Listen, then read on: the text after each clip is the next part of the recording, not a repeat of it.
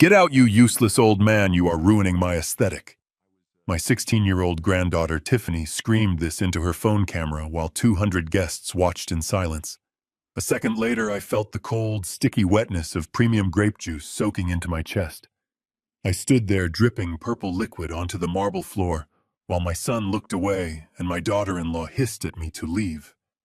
They thought I was just a broke, senile old man they kept around for charity. They had no idea that the mansion they were standing in, the cars they drove, and the credit cards they were swiping were all legally mine. They laughed at me that night, but they did not know that by sunrise the next morning, the locks would be changed, and their perfect world would be burned to the ground.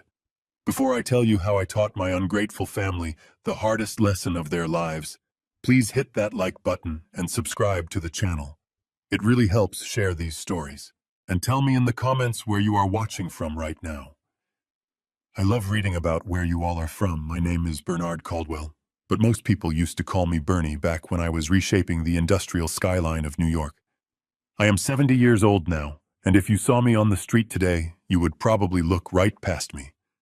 I drive a 10-year-old sedan. I wear clothes that have been out of fashion since the 90s, and I live in a small one-bedroom apartment in Queens. By choice.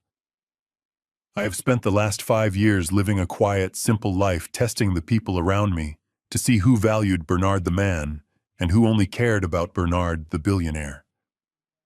Unfortunately, the results of that test were about to break my heart. It was a Saturday evening in late August. The humidity in the Hamptons was thick enough to chew on, but inside the sprawling white estate on Dune Road, the air conditioning was blasting. It was Tiffany's Sweet 16 party. My son Preston and his wife Monica had spared no expense. Or rather, they had spared no expense of the generous allowance I secretly funneled into their accounts every month. There were ice sculptures. There was a DJ flown in from Miami. There was a chocolate fountain the size of a small car. And there was me standing in the far corner by a potted palm tree trying to make myself as small as possible. I was wearing my lucky suit. It was a cream-colored linen suit I had bought in 1985, the day I closed my first major warehouse deal. It was a bit frayed at the cuffs now, and the style was wide in the lapels, but I loved it. It reminded me of a time when hard work meant something, to the crowd of teenagers and social climbers in the room. However, I looked like a relic. I looked like the help. I held a glass of lukewarm tap water watching the spectacle. Tiffany was the center of attention, dressed in a gown that probably cost more than my first house. She was holding her phone up on a selfie stick, live streaming to her followers. I watched her move through the crowd, demanding compliments, fishing for envy. She was not the sweet little girl I used to read bedtime stories to. She had become a carbon copy of her mother, Monica. Vain, loud, and cruel. I saw her walking backward toward my corner, talking loudly to her phone screen. "Hey guys, look at this loser setup over here," she said, laughing at the decoration on a nearby table. She did not see me. Or maybe she did, and she just did not care. She took a step back and collided hard with my shoulder. I tried to catch her, but her other hand was holding a large crystal goblet of dark purple grape juice. It went everywhere. The cold liquid splashed across the front of my cream linen suit. It soaked instantly into the fabric, spreading like a dark bruise across my chest and stomach. It splashed onto my chin. It dripped down to my shoes. The music seemed to stop. The chatter died down. For a second, I thought she would apologize. I thought she would say, "Grandpa, I am so sorry. Let me get you a towel." Instead, she looked at the stain on my chest, then looked at her phone screen, and her face twisted into a mask of pure disgust. "Oh my God," she shrieked. "You ruined my shot. Look at this." She turned the camera toward me, shoving the lens into my face. "This disgusting old man just ruined my live stream. Get away from me." "Tiffany," I started to say, reaching out a hand to steady myself. "Don't touch me," she yelled, jumping back as if I were contagious. "You are dirty. Look at you. You look like a homeless person who wandered in off the street. Why are you even here? Nobody wants you here." I froze. My hand dropped to my side. The juice was seeping through my shirt, now cold against my skin. I looked around the room. Dozens of teenagers were holding up their phones recording. Adults were whispering behind their hands. I looked for my son. Preston was standing near the bar, talking to a group of investors he was trying to impress. He was wearing a tuxedo I had paid for. He was drinking scotch I had paid for. He looked right at me. Our eyes met. I saw the moment he made a choice. He saw his father, humiliated, dripping wet, standing alone. He could have walked over. He could have put an arm around me. He could have told his daughter to apologize. Instead, he checked his Rolex, adjusted his cufflinks, and turned his back to me, continuing his conversation as if I did not exist. That hurt more than the insults. That was the knife in the heart. Then Monica appeared. My daughter-in-law pushed through the crowd, her heels clicking aggressively on the marble. She did not look at my ruined suit. She did not ask if I was okay. She glared at me with eyes full of venom. "Dad!" She hissed, her voice low and sharp like a razor. "What are you doing out here? I told you to stay in the servant cess quarters until the party was over." "I was thirsty, Monica," I said, my voice calm but quiet. "I just came out for a glass of water." "Well, now look what you have done," she said, gesturing at Tiffany, who was fake crying for her camera. "You have upset Tiffany on her special day. You are an embarrassment, Bernie. Look at this suit. It smells like mothballs. You look like the gardener. Actually, the gardener dresses better than you." I looked at her. I looked at the granite countertops I had paid for, the crystal chandelier I had selected. This house was not theirs. It belonged to the Caldwell Family Trust. I had let them live here to see if they could handle the responsibility of wealth. I had let Preston act as the manager to see if he had the character to lead. Clearly, I had my answer.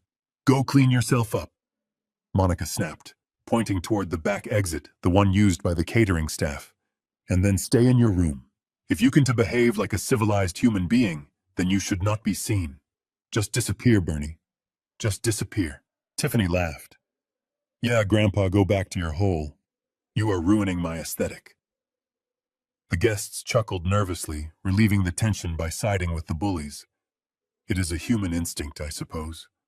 Nobody wants to stand with the victim. I felt a strange calmness wash over me.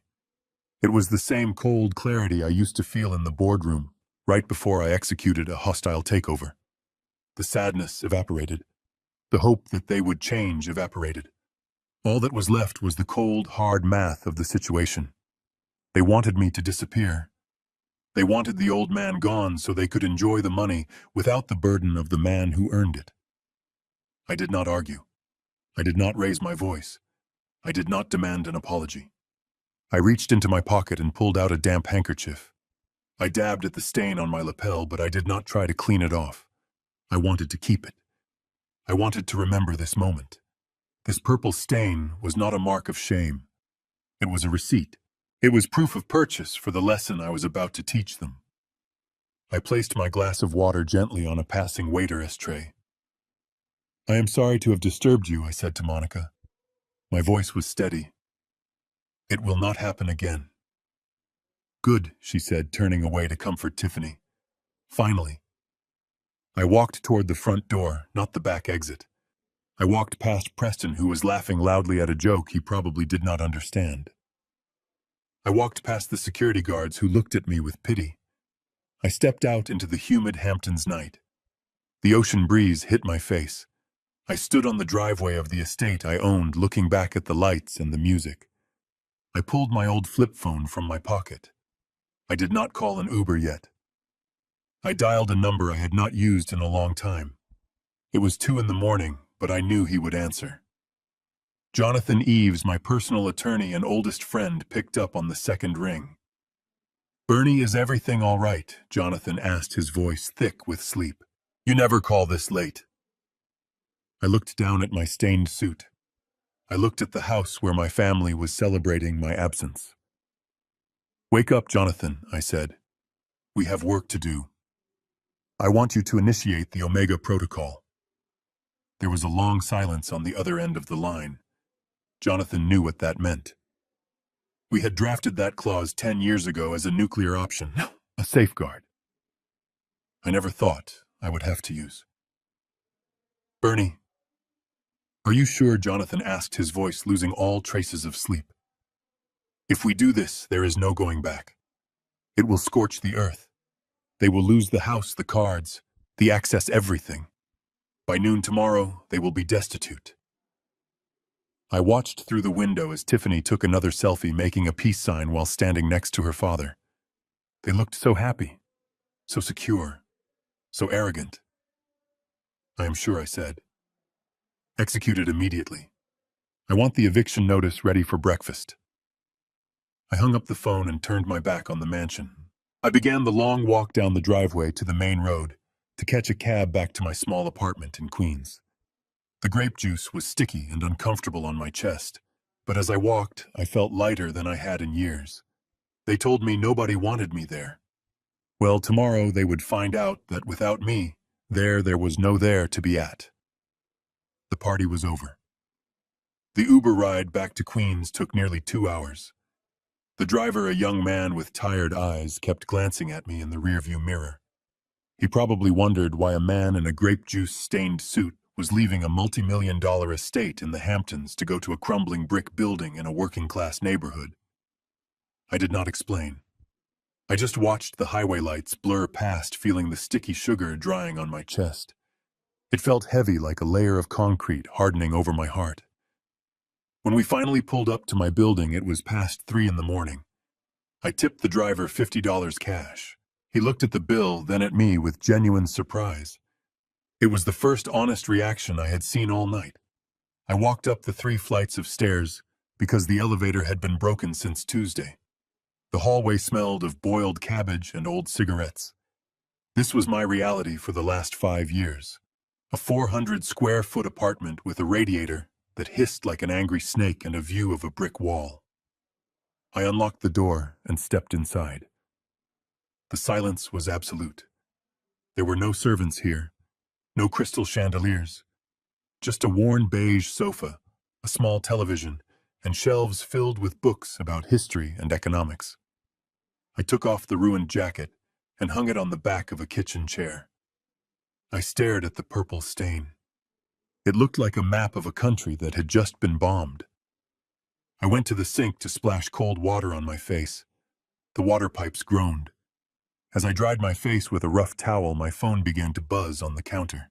It vibrated aggressively against the cheap laminate surface. My heart actually skipped a beat. For a split second, the foolish father in me rose to the surface. It was Preston, my son. A part of me thought maybe he had left the party. Maybe he was calling to apologize. Maybe he was calling to say, "Dad, I am so sorry. I should have defended you. I should have walked out with you."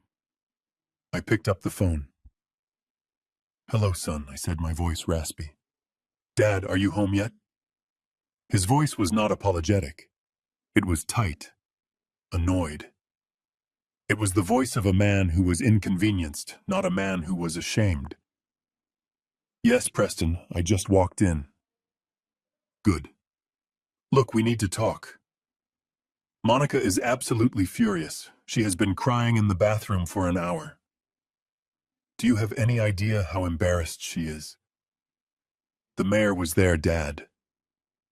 "The mayor? And you looked like a vagrant who wandered in from the bus station." I closed my eyes. He was worried about the mayor. He was worried about Monica's tears, not about the fact that his daughter had publicly humiliated his father. "I am sorry to hear she is upset," I said, keeping my tone neutral. "Upset is an understatement."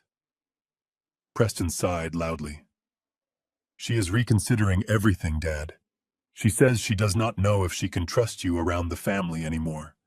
She says you are becoming unstable, that the way you acted tonight, just standing there, staring at people, it was creepy. She thinks you are losing your grip on reality." I almost laughed. I was losing my grip. I was the one who built a dynasty from nothing, while he was the one who could not even change a tire without calling roadside assistance. "What do you want me to do, Preston?" I asked, leaning against the counter. Well, we have been talking, Monica and I, and we think it is time to make some changes for your own protection. My protection. The words hung in the air like smoke. What kind of changes? Preston cleared his throat. It was a nervous tic he had since he was a child, whenever he was about to lie. Look, Dad, you are 70. You are living in that awful apartment in Queens. You are wearing old clothes. It is clear you are struggling to manage things. We are worried that you might be vulnerable to scammers or just making bad decisions. Keeping control of the trust fund is too much stress for you at your age. I gripped the phone tighter. The trust fund. The Caldwell Family Trust. That was the key. That was the engine. Preston did not know the full extent of it, but he knew enough. The trust held the title to the Hamptons' house they were sleeping in. It held the title to the penthouse in Manhattan they used for weekends. It held the controlling shares of the company, where Preston played the role of CEO. It held $50 million in liquid assets. It was the only thing standing between them and total destitution, and it was the only thing I still controlled absolutely.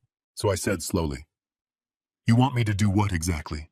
"We want you to come to the lawyer's office tomorrow morning," Preston said, his voice rushing now, trying to get the words out before he lost his nerve. "Just to sign some paperwork. Nothing major. Just transferring the trusteeship to me. It would give me power of attorney over the assets. That way Monica and I can handle the headaches. We can pay your bills, manage the properties, and make sure you are taken care of. You would not have to worry about anything. We could even move you into a nice assisted living facility. One of the top-tier ones." Monica found a brochure. "It is very clean, Dad. Very safe." There it was. The coup de grace. They did not just want me gone from the party. They wanted me gone from society. They wanted to put me in a home, take the checkbook, and erase me while they spent my life as work on handbags and parties. They thought I was a senile old man clinging to pennies. They had no idea I checked the global markets every morning at 5 and reviewed the Trust's performance every Friday night. "Dad, are you there?" Preston asked, when I did not answer immediately. I looked at the grape juice stain on my jacket. I looked at the peeling paint on my walls. I thought about the Omega protocol I had initiated just an hour ago with Jonathan. If I refused now, if I fought him on the phone, he would get suspicious. He might try to move money before the freeze went into effect. He might try to hide assets. I needed him calm. I needed him arrogant. I needed him to think he had won. "I am here, son," I said, making my voice sound tired and weak. I am tired, Preston. Maybe you are right. Maybe I am getting too old for all this." "You think so?" Preston's voice brightened instantly. The relief was palpable. "Yes," I said. "I do not want to fight anymore. I do not want to upset Monica. If signing the papers will make peace in the family, then I will do it. That is great, Dad, really. It is the right decision. You are doing the right thing. Monica will be so relieved." "I am sure she will be," I said. "Okay, so meet us at the firm's legal office tomorrow at 9. We will have everything ready. You just need to bring your ID and sign. I will be there, I promised." "Great. Get some sleep, Dad. We will see you in the morning." He hung up without saying "I love you."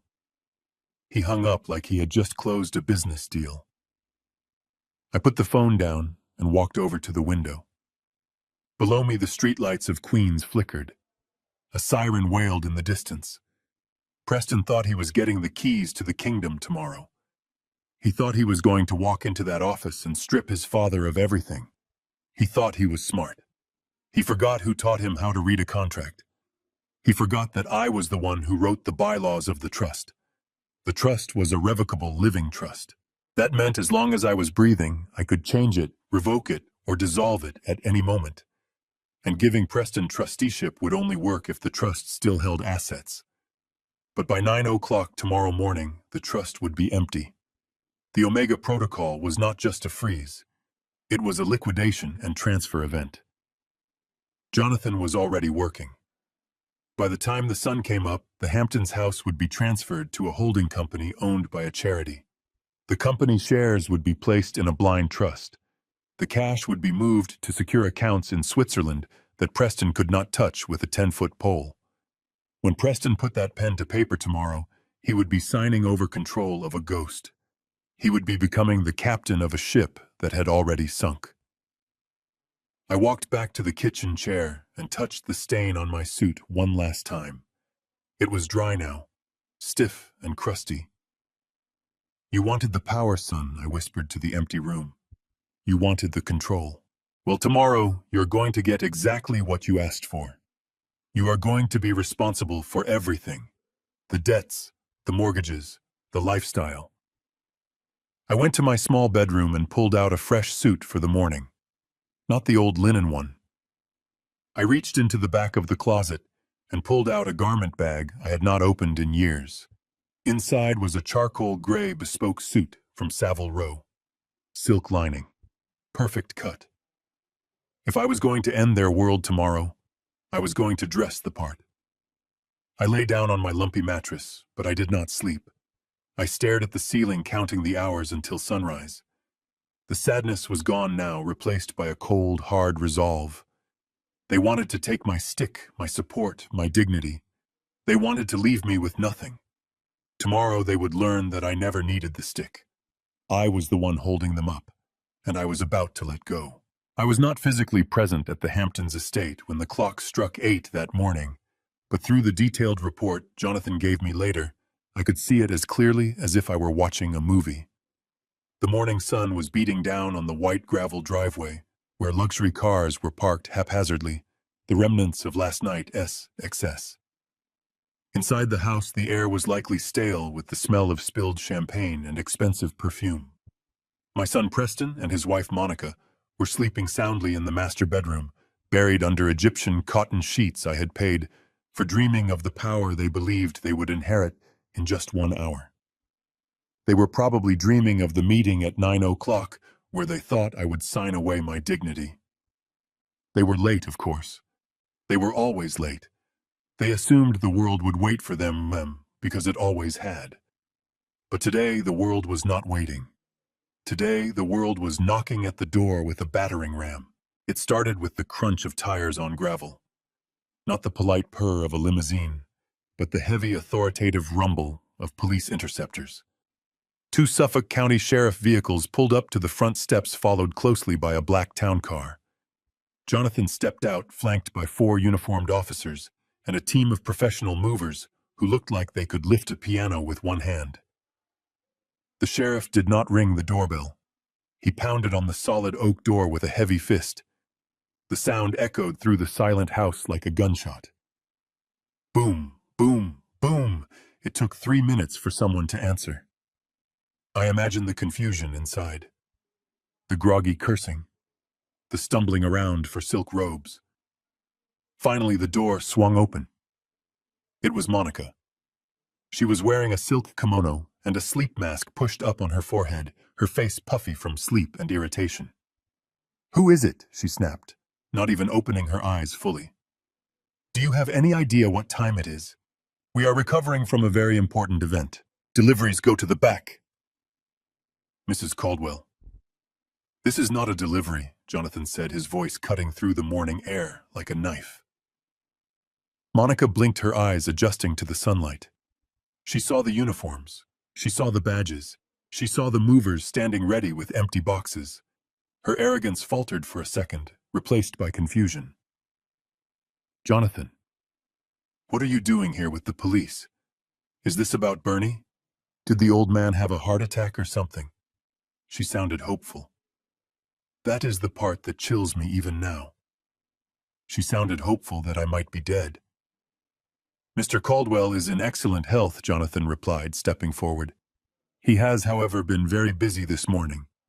I am here to serve you with an emergency order of eviction and repossession." "Eviction?" Monica laughed, a nervous, high-pitched sound. "That is ridiculous. This is our house. The Preston owns this house, or he will in about an hour when his father signs the papers. Now get off my porch before I call the police. I am the police, Ma. And the sheriff stepped in, his hand resting on his belt. And according to the deed and the trust documents filed at the county clerk's office at 8 a.m. this morning, this property belongs solely to the Caldwell Family Trust. The trustee, Mr. Bernard Caldwell, has revoked your right of occupancy effective immediately. You are trespassing. Trespassing, Monica shrieked, the word tearing from her throat. Preston. Preston, get down here. Preston appeared at the top of the sweeping staircase wearing nothing but boxer shorts and a look of absolute bewilderment. What is going on, Monica? Who are these people? They are kicking us out, Monica screamed, running to him. Jonathan is here. He says your father kicked us out. Preston looked down at Jonathan. His face went pale. Jonathan, this is a mistake. We have a meeting at 9. Dad is signing the transfer. Your father has already signed the necessary paperwork. Preston Jonathan called up to him. He signed the revocation of the trust. He signed the removal of you as a beneficiary. And he signed this eviction order. You have exactly 1 hour to remove your personal effects from the premises. Anything left after 60 minutes will be considered abandoned property and disposed of.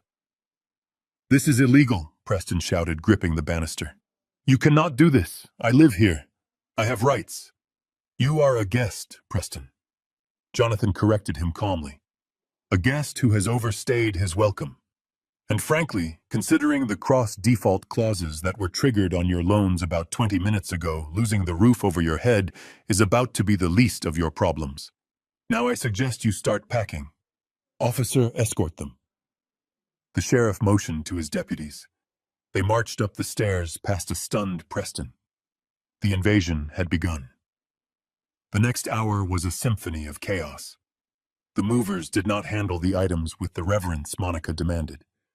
They moved with efficient, brutal speed. They were not packing the house. They were clearing it. Preston tried to call me. I know because my phone buzzed in my pocket as I walked toward my office in Manhattan. I did not answer. Then he tried to call his own lawyer. He tapped frantically on his smartphone, his fingers trembling. I can't get a signal, he yelled. Why can't I get a signal? Monica grabbed her phone. Mine is dead too. It says SOS only. Jonathan stood in the foyer checking his watch. That would be the corporate plan, he said without looking up. The company pays for those phones, correct? Since you were terminated from your position as CEO effective at 8:15 this morning, the company has suspended all perks, including telecommunications. I believe the severance package included 0 days of notice. Terminated, Preston whispered. He slumped against the wall, sliding down until he hit the floor. Terminated. But Monica was not done fighting. She ran to the bedroom, screaming for Tiffany. Tiffany, wake up! We have to save the jewelry. Get the bags. Get everything. Tiffany emerged from her room looking like a raccoon with smeared eyeliner. She saw the police and immediately did what her generation does. She held up her phone to record. This is harassment, she screamed at a deputy. I am live streaming this. You are going to be canceled. The deputy did not blink. Ma, and put the phone away and pack your clothes. Tiffany ignored him and ran to her closet. This closet was her temple. It was filled with limited edition handbags, designer shoes, and clothes that cost more than a college tuition. She started grabbing armfuls of bags, throwing them into a pile. These are mine, she shrieked, clutching a Birkin bag that cost $40,000. You cannot touch these. Jonathan stepped into the room. He held a clipboard with an inventory list. Actually, Miss Caldwell, he said. Consulting the list, those items were purchased using the corporate American Express card assigned to your father for business expenses. According to the company bylaws, personal use of corporate funds is embezzlement.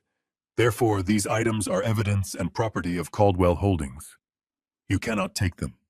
No, Tiffany screamed, pulling the bag against her chest. Grandpa gave them to me. Your grandfather allowed your father to use the card, Jonathan corrected. A privilege that has been abused.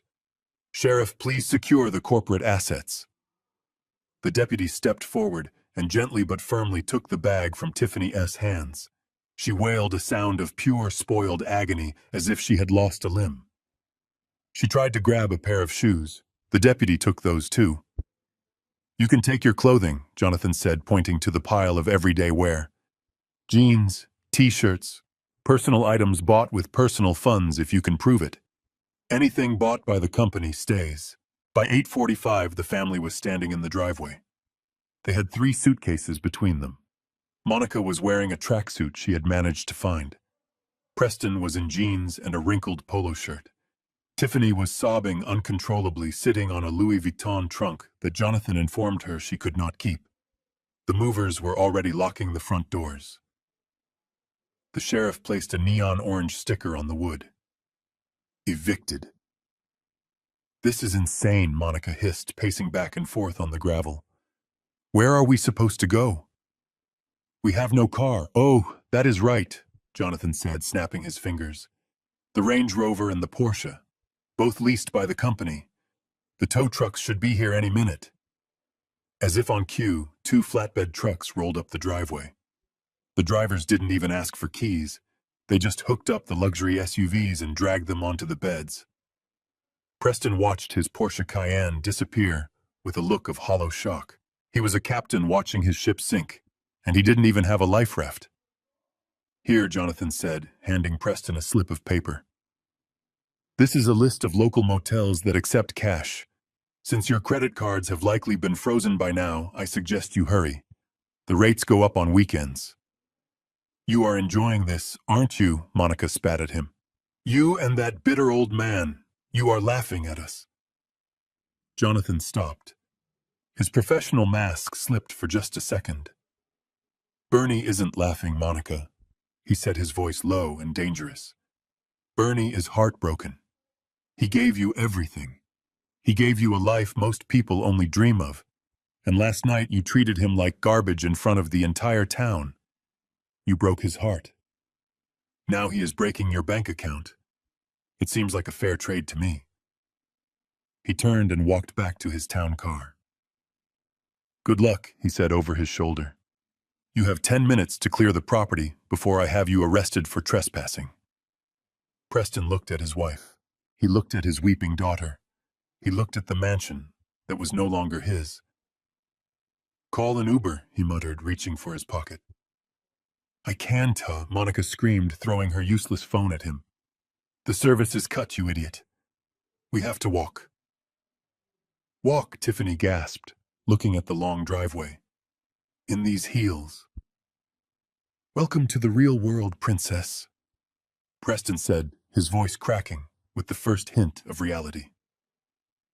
They grabbed the handles of their suitcases. The wheels crunched loudly on the gravel as they began the long, humiliating trudge down the driveway toward the main road. The sun was fully up now, shining brightly on their shame. Neighbors were slowing down as they drove past, staring at the spectacle of the Caldwell family, walking like refugees in their own neighborhood. I was sitting in my office in Manhattan when Jonathan texted me. "It is done. They are on foot." I closed my eyes and let out a breath I didn't know I was holding. The first domino had fallen. They were out of the house. They were cut off from communication. They were on the street. But this was just the beginning. The house was just shelter. The real pain, the real squeeze was about to happen when they tried to spend money they no longer had. I turned my chair to look out the window at the city skyline. Somewhere down there, my family was realizing that without my checkbook, they were just 3 people with expensive tastes and no skills. I opened the file on my desk. It contained the financial records of the company. The records Preston thought I never looked at. The records that showed the embezzlement, the fake expenses, the theft. Preston thought he had hit rock bottom walking down that driveway. He had no idea.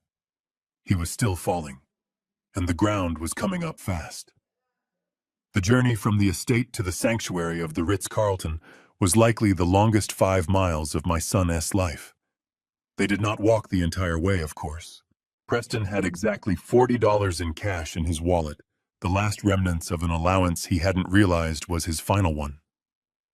They took a local taxi that smelled of pine air freshener and stale tobacco, squeezing 3 people and 3 suitcases into the back of a sedate sedan that had seen better days. It was a far cry from the chauffeured black cars they were accustomed to, but desperation has a way of lowering standards very quickly. When the taxi dropped them off under the grand awning of the hotel, they tried to compose themselves. They smoothed their wrinkled clothes. Monica fixed her hair in the reflection of the glass doors. Tiffany wiped her eyes and put on her sunglasses even though they were indoors. They were about to perform the only trick they knew how to do, which was pretending to be important. I can imagine Preston striding through the revolving doors, his chest puffed out, trying to project an air of authority he no longer possessed. He walked straight to the reception desk, ignoring the line of tourists. To him, waiting was for other people. He slammed his hand on the marble counter to get the attention of the young woman behind the computer.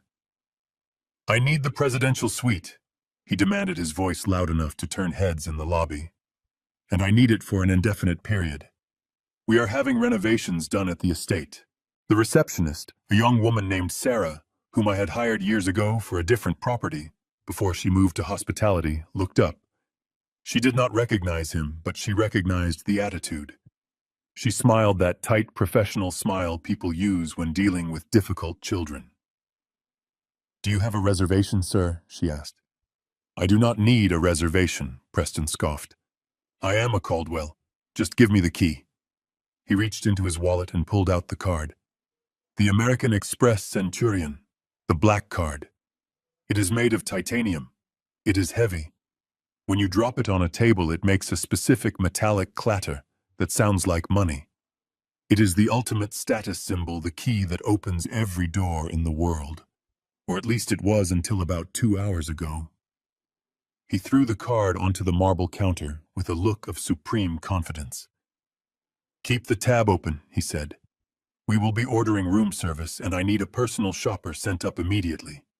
My wife and daughter need new wardrobes." Sarah picked up the card. She felt the weight of the metal. She swiped it through the reader. I sat in my office miles away watching the alerts roll in on my private dashboard.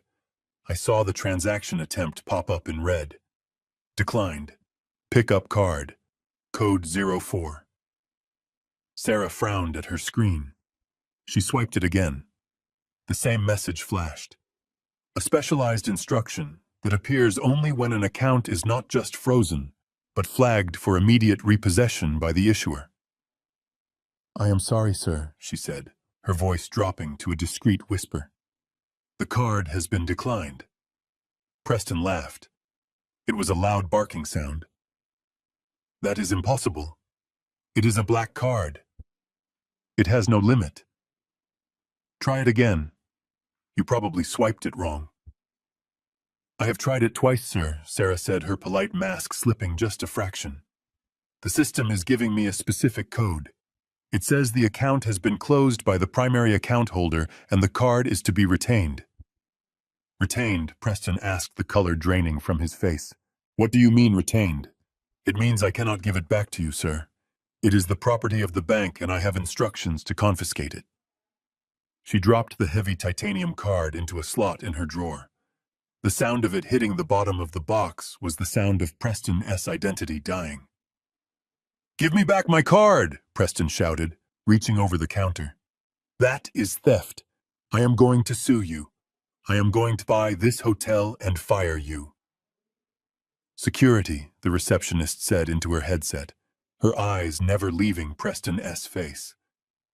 Monica shoved Preston aside. "You are useless," she hissed at him. She dug into her purse and pulled out her own wallet.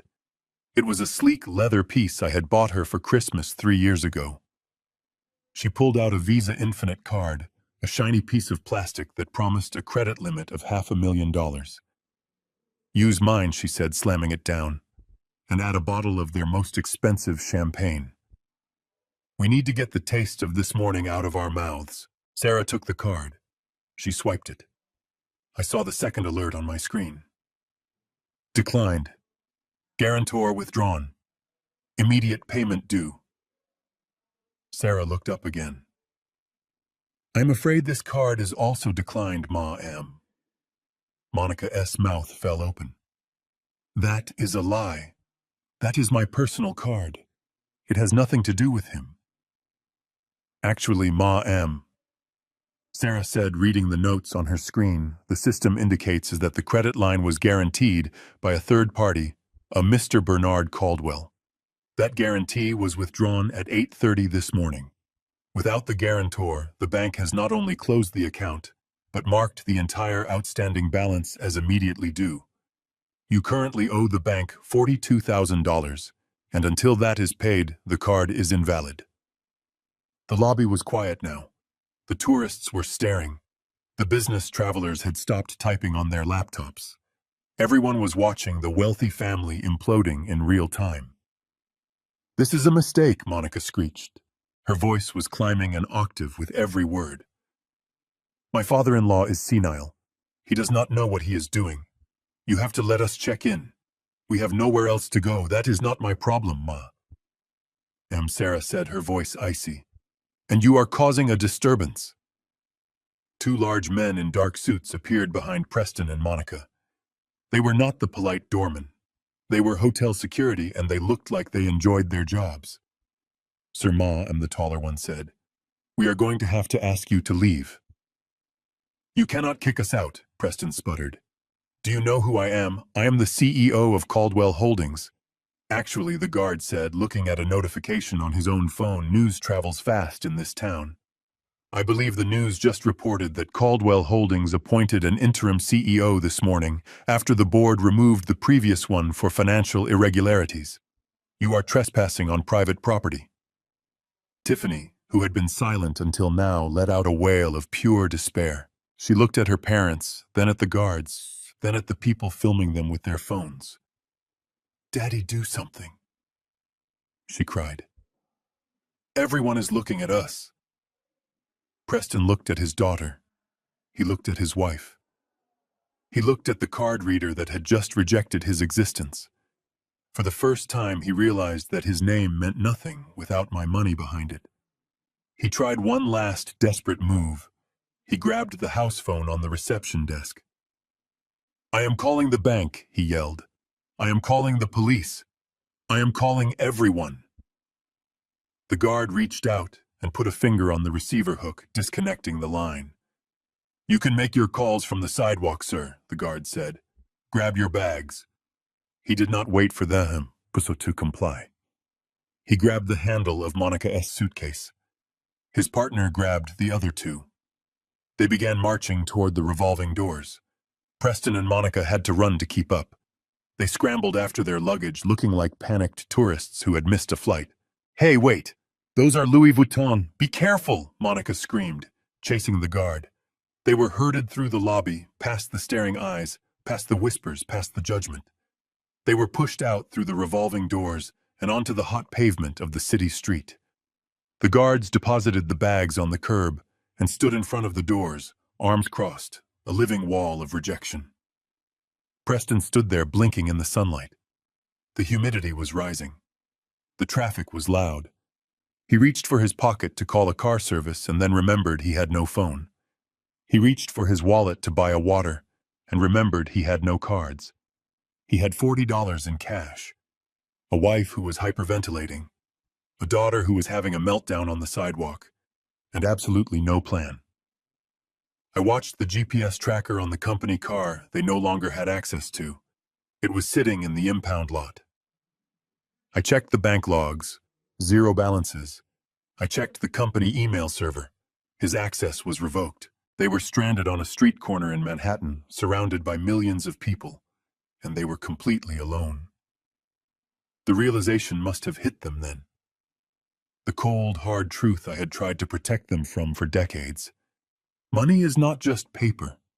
Money is access. Money is a shield. And I had just taken away their shield. Monica turned to Preston, her face twisted in a mask of pure fury. "Fix this!" she screamed, hitting him on the chest with her fists. "Fix this right now, Preston! You said he was a senile old man. You said we had time. You said you were in control." "I thought I was." Preston whispered, his voice hollow. I thought he was weak. He is not weak, Monica spat. He is a monster, and you are an idiot. What are we going to do? Where are we going to sleep? Preston looked at the $40 in his wallet. He looked at the towering skyline of the city, a city he used to think he owned.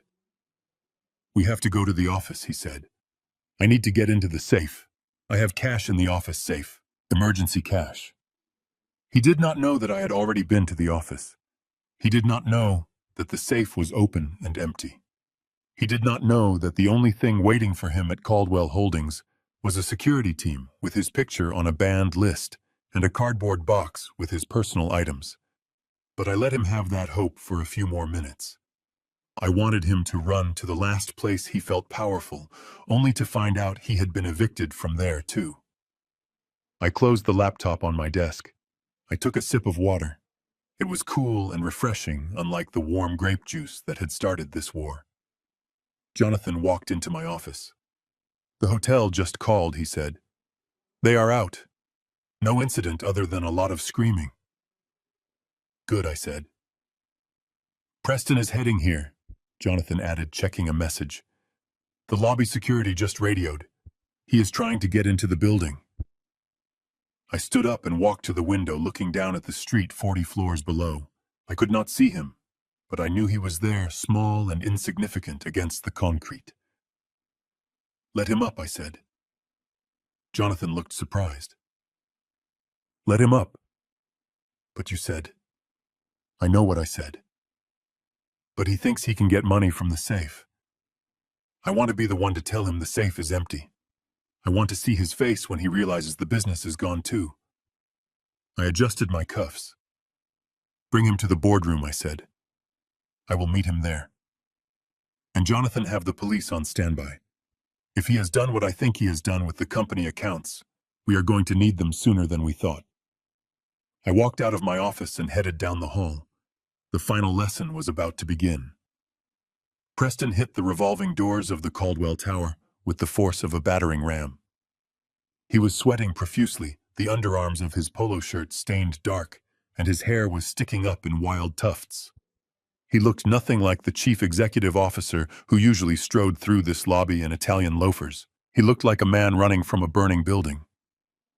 I watched him on the security feed from my office on the 40th floor. It was pathetic, really. He marched past the reception desk without stopping, barking orders at the air. Call the CFO, he shouted, not even looking at the receptionist. Get the board on the line. Emergency meeting in 10 minutes.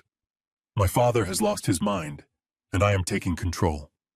The receptionist, a woman named Brenda, who had been with the company longer than Preston had been alive, did not pick up the phone. She just watched him go, her face completely impassive. The security guards standing by the elevators exchanged a look, but they did not stop him. They had their orders. Let the mouse run into the trap. Preston slammed his hand against the elevator button repeatedly, as if physical force would make the machine move faster. When the doors finally slid open, he threw himself inside. I could see him pacing in the small metal box, muttering to himself, rehearsing his speech. He was convincing himself that this was just a misunderstanding, a temporary glitch in the matrix of his charmed life. He convinced himself that he was still the boss, that he could fix this with a signature and a shout. When the elevator chimed on the executive floor, he stormed out. The office was quiet. The open plan area where the analysts worked was silent. Everyone watching him with wide eyes. They knew. In a company like ours, rumors travel faster than light. They knew the sheriff had been at his house. They knew his credit cards were dead. They were watching a dead man walking, and he did not even know he was a ghost yet. Preston ignored them all. He ran straight to his corner office, the one with the view of the Hudson River, the one I had given him when I promoted him. He did not sit at his desk. He went straight to the large abstract painting on the wall. He pulled it aside, revealing a wall safe.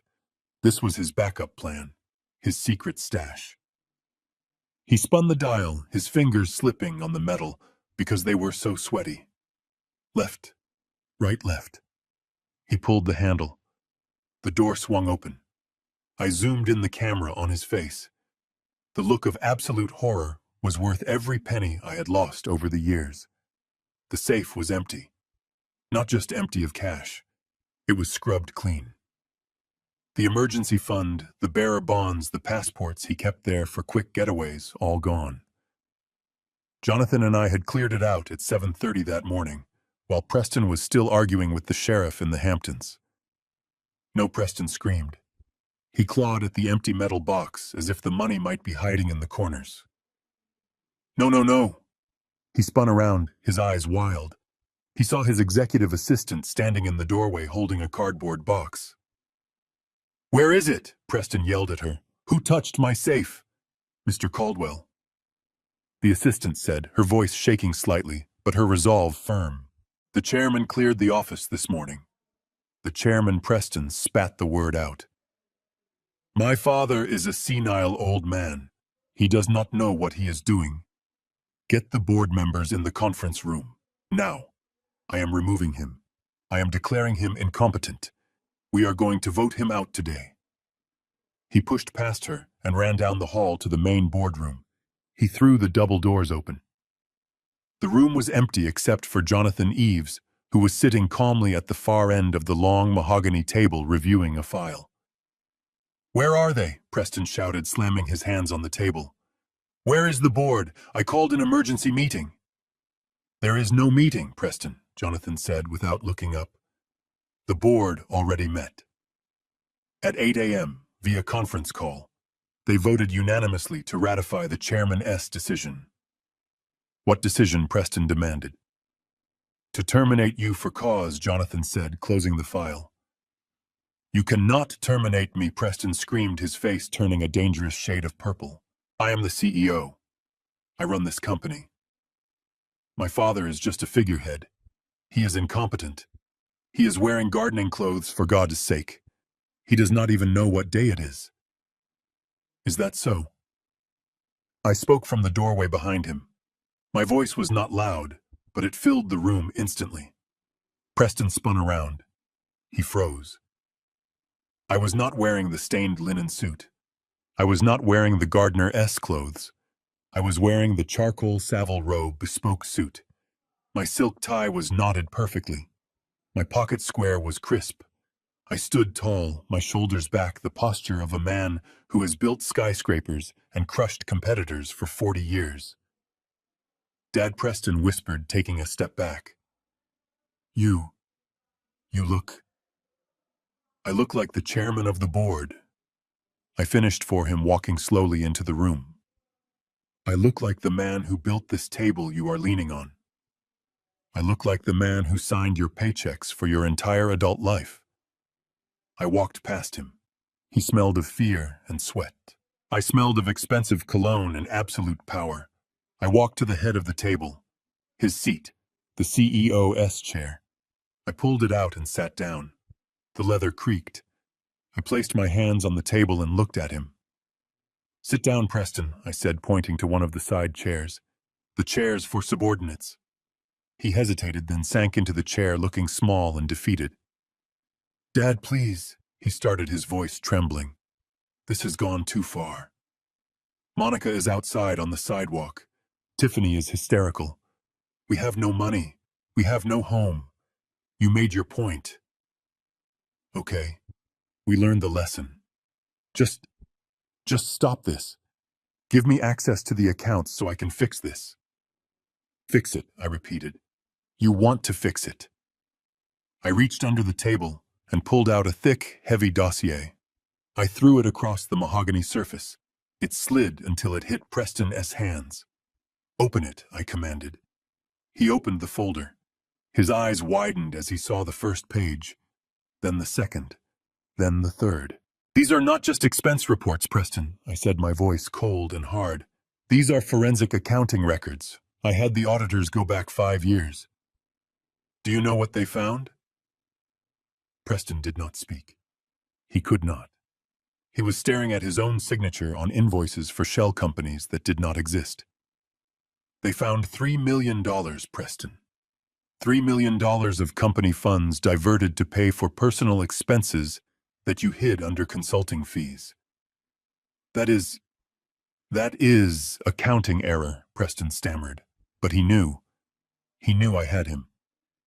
No, son. An accounting error is a decimal point in the wrong place. This is theft.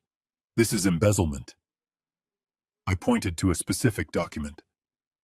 $400,000 for a diamond necklace for Monica billed as IT infrastructure upgrades.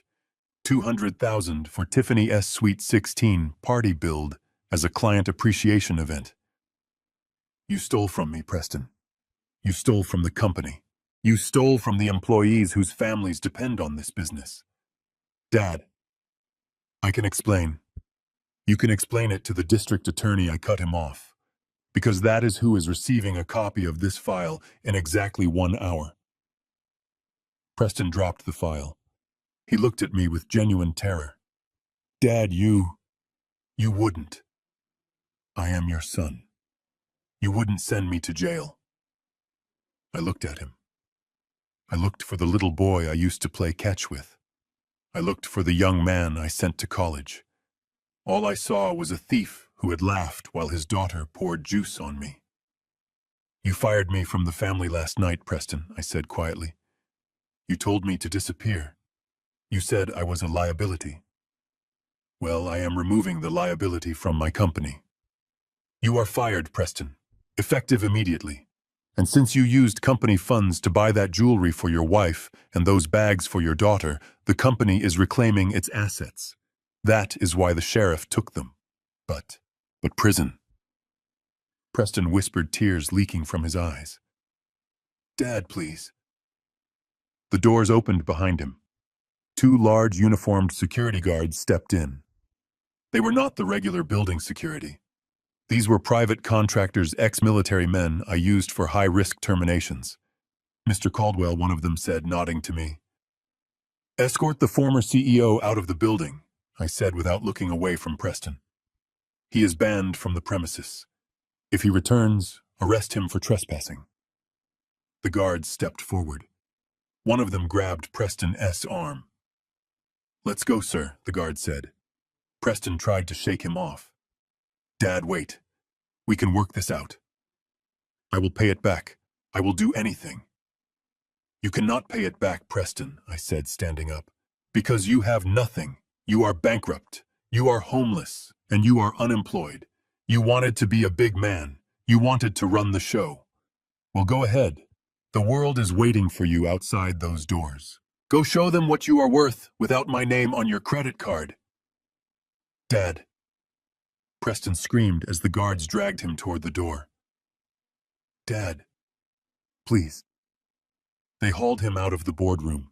His shoes squeaked on the polished floor. He was shouting, begging, crying. The doors swung shut, cutting off his voice. Silence returned to the room. I stood alone at the head of the table. My heart was pounding, a slow, heavy rhythm. It did not feel like victory. It felt like amputation. I had cut off a gangrenous limb to save the body. It was necessary, but God, it hurt. I sat back down in the CEO's chair. I looked at the empty room. I had built this empire for him. I had worked 18-hour days for 40 years so he could have this chair. And he had treated it like a piggy bank. Jonathan walked in from the side office where he had been waiting. The police are on standby downstairs, he said softly. Just in case he gets violent in the lobby, he won't. I said, staring at the grain of the wood table. He is a coward, Jonathan. Cowards don't fight. They run. What do you want to do about the DA? Jonathan asked, pointing to the dossier. Do we really send it? I looked at the file. I thought about Monica calling me the gardener. I thought about Preston turning his back. Send it, I said. If I save him from the consequences now, he will never learn. He needs to hit the bottom. The real bottom. Jonathan nodded and picked up the file. I will take care of it. I turned my chair to look out the window. Down below on the busy sidewalk, I could see a tiny figure being pushed out of the building. He stumbled, looking lost in the crowd. He was just another man in a shirt now. No title, no power, No father to save him. I watched until he disappeared into the mass of people. "Goodbye, son," I whispered. Then I swiveled the chair back to the desk. I picked up the phone and dialed the number for my private investigator, Detective Miller. "Miller," I said when he answered. "They are on the street. I want to know where they go. I want to know who they call. And I want to know specifically about Monica. I have a feeling my daughter-in-law has secrets that cost a lot of money. Find them." I hung up. The coup was over. The king had returned. Now it was time to hunt. The hours following Preston's expulsion from the Caldwell Tower were perhaps the most illuminating of his entire life, though not in the way he would have chosen. I did not just watch him leave the building. I watched what happened next through the digital footprint that was the only thing left of his existence. While I sat in the executive suite reclaiming the authority I had ceded too easily, my son was on the sidewalk discovering the true nature of his social circle. For years, Preston had surrounded himself with a court of sycophants. Men who drank his scotch, laughed at his jokes, and rode on his yacht. He called them his inner circle. He thought they loved him for his wit and his business acumen. He was about to learn that they only loved him for his proximity to my checkbook. I saw the call logs later. Preston stood on the corner of 57th Street and began dialing. He called his best friend from college, a man named Richard, who ran a hedge fund I had invested in heavily. Richard had spent the last 5 summers at our Hamptons estate for free. I imagined the conversation. Preston likely asked for a temporary loan, just a few thousand, to tide him over until this misunderstanding with his father was sorted out. He probably tried to laugh it off as a clerical error, a banking glitch. Richard blocked his number 2 minutes after the call ended. Then Preston called his golf partner, a real estate developer, who was struggling to secure financing for a project in Brooklyn. A project Preston had promised to back with Caldwell funds. That call lasted less than 30 seconds. When the money dries up, the fair weather friends evaporate like mist in the sun. Meanwhile, on the streets of Manhattan, the sun was setting. The humidity had broken into a cold drizzle. Preston and Monica had exhausted their list of friends. They had been turned away from 3 hotels. They were tired, hungry, and carrying luggage that was worth more than the average car, but was completely useless to them now. They ended up in a 24-hour coffee shop near the bus terminal. It was a place for transients and tourists who had lost their way. The fluorescent lights buzzed overhead. The coffee was burnt. I know this because my private investigator had picked up their trail again. He sent me a photo from outside the window. They were sitting in a booth. Monica was staring out the window, her face a mask of fury. Tiffany was asleep with her head on the table using a napkin dispenser as a pillow. Preston was counting the crumpled bills in his wallet. He had spent $10 on a cab and $15 on coffee and sandwiches. He had $15 left to his name. $15. Yesterday, he was the CEO of a $40 million company. Today, he could not afford a combo meal. I zoomed in on the photo. I looked at Monica's face. She wasn't looking at Preston with concern. She wasn't comforting him. She was looking at her reflection in the glass, checking her makeup, calculating her next move. She was already detaching. She was already looking for an exit strategy. I knew then that the text messages I would later find were inevitable.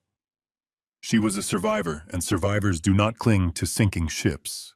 While my son and his family were discovering the harsh realities of a $49 a night motel room on the outskirts of Queens, I was sitting in a booth at a 24-hour diner across from Detective Miller.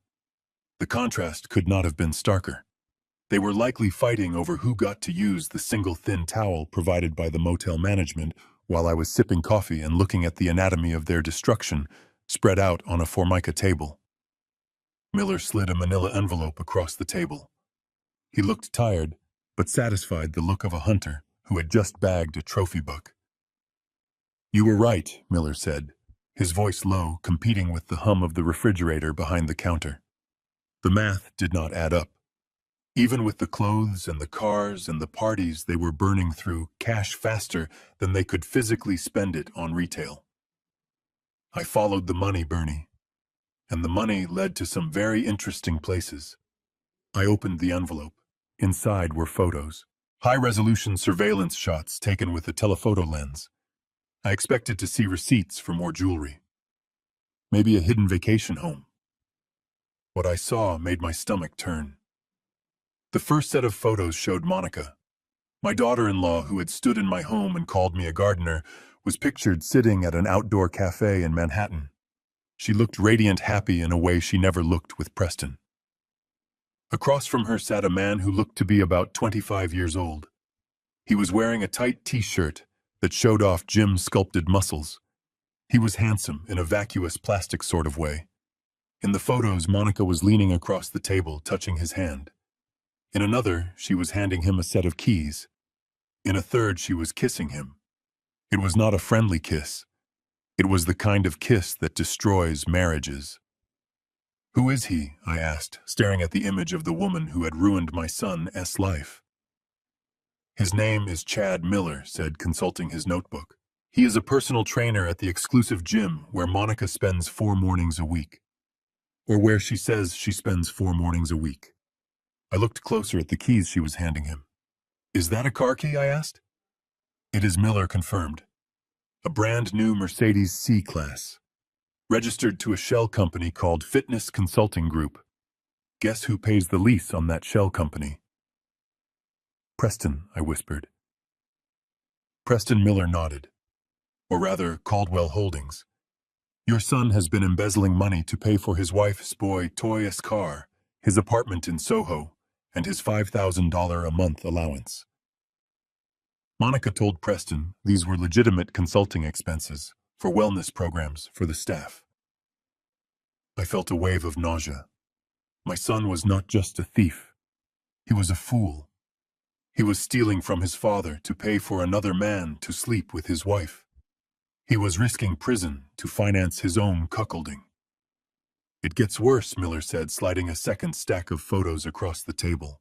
These were of Tiffany, my granddaughter. The girl who cared more about her aesthetic than her grandfather's dignity. The photos showed her huddled in a corner of her prep school campus, talking to a group of older boys who looked like they belonged in a mugshot lineup, not a private school. She looked terrified. "Tiffany has a problem," Miller said. "It started with loot boxes in video games, then moved to online crypto casinos. She got hooked on the rush, Bernie. She is 16 years old, and she is a degenerate gambler." How much, I asked, dreading the answer. "She is down about $40,000, Miller said. And she did not borrow it from a bank. She borrowed it from a booking agent connected to that group of kids. They are threatening to leak compromising photos of her if she does not pay. That is why she needed the handbags. She wasn't just collecting them. She was reselling some of them online to make payments on the VIG." I sat back in the booth. The diner noise faded away. I tried to process the level of rot in my family. I had thought they were just greedy. I thought they were just shallow. But this was different. This was a cancer. Monica was a predator. She had found a weak man, my son, and she was bleeding him dry while she built a golden parachute with her lover. She didn't love Preston. She probably despised him. She viewed him as a resource, a host organism. And Preston, my poor, stupid son. He was so busy trying to be the big man, trying to impress her, trying to buy her love, that he didn't see she was laughing at him. He was destroying his career, his reputation, and his relationship with me for a woman who was driving a Mercedes he paid for to go sleep with a gym rat. And Tiffany was a victim of her own entitlement, drowning in a world she was not equipped to handle, thinking money could fix everything until the money ran out. "This changes things, Miller," I said, putting the photos back in the envelope. "How so?" Miller asked, taking a bite of his toast. "I thought I was teaching them a lesson about gratitude," I said. "But I need to save my son from a shark. He is going to prison, Miller. The embezzlement charges I filed this morning will stick. But if he goes to prison still married to that woman, She will divorce him, take half of whatever he has left, and ride off into the sunset with Chad. She won't get much, Miller pointed out. You froze the assets. She will get his dignity, I said. She will get the satisfaction of knowing she played him until the very end. I cannot let that happen. What do you want to do? Miller asked. I want everything, I said. I want the deed to the apartment she bought for Chad. I want the text messages between them. I want proof that she knew about the embezzlement and encouraged it. I want to know if she was planning to leave him. Miller pulled a small flash drive from his pocket and slid it across the table. It is all here, he said. I cloned her phone while she was at the salon last week. You have every text, every email, every photo. And yes, she was planning to leave him. She was waiting for the trust transfer today. Her plan was to wait until Preston had control of the $50 million, then divorce him and ask for half. She texted Chad about it 2 days ago. She called Preston the Golden Goose. The Golden Goose. I took the flash drive. It felt heavy in my hand. This was the ammunition I needed. This was the weapon that would finally cut the cord. I looked at the time. It was late afternoon. In the motel room, Preston was probably trying to figure out how to feed his family on $40. He was probably terrified. He was probably looking at Monica and thinking she was the only person in the world who stood by him. He had no idea she was the architect of his ruin. I paid the bill and left the diner. I walked through the Queens streets feeling the weight of the flash drive in my pocket. I had to play this perfectly. If I just told Preston now, he wouldn't believe me. He was too proud, too brainwashed. He would think I was lying to hurt him. He had to see it. He had to be cornered. He had to have no other choice but to look at the truth. I hailed a cab. Take me to the Golden Horizon Motel, I told the driver. The driver looked at me in the rearview mirror. You sure, buddy? That is not a nice place. I know, I said. My family is staying there. When we pulled up to the motel, it was even more depressing than I imagined. The neon sign was flickering, missing the letter O, so it read MTL. There were rusted cars in the parking lot, and people loitering on the balconies who looked like they were waiting for something illegal to happen. I saw them through the window of room 104. The curtains were thin, and they had left the light on. Preston was sitting on the edge of the bed, his head in his hands. Monica was pacing, yelling at him, pointing a finger in his face. Tiffany was curled up in a ball on the other bed, staring at her phone, which only worked on Wi-Fi now. I watched them for a moment. This was the rock bottom I had engineered. But now, knowing what I knew, it looked different. It wasn't just punishment. It was an extraction zone. I needed to get Preston out of there. I needed to perform surgery on his life. I walked to the door and knocked 3 times. The yelling stopped instantly. I heard footsteps. The door opened a crack held by the safety chain. Preston peered out. He looked 10 years older than he had this morning. His eyes were red, his shirt was stained with sweat. When he saw me, a mix of hope and shame crossed his face. Dad, he whispered. Open the door, son, I said softly. We need to talk. He fumbled with the chain and opened the door. The smell of the room hit me, stale smoke, mold, and despair. Monica froze when she saw me. She crossed her arms, her eyes narrowing. She didn't look broken. She looked calculating.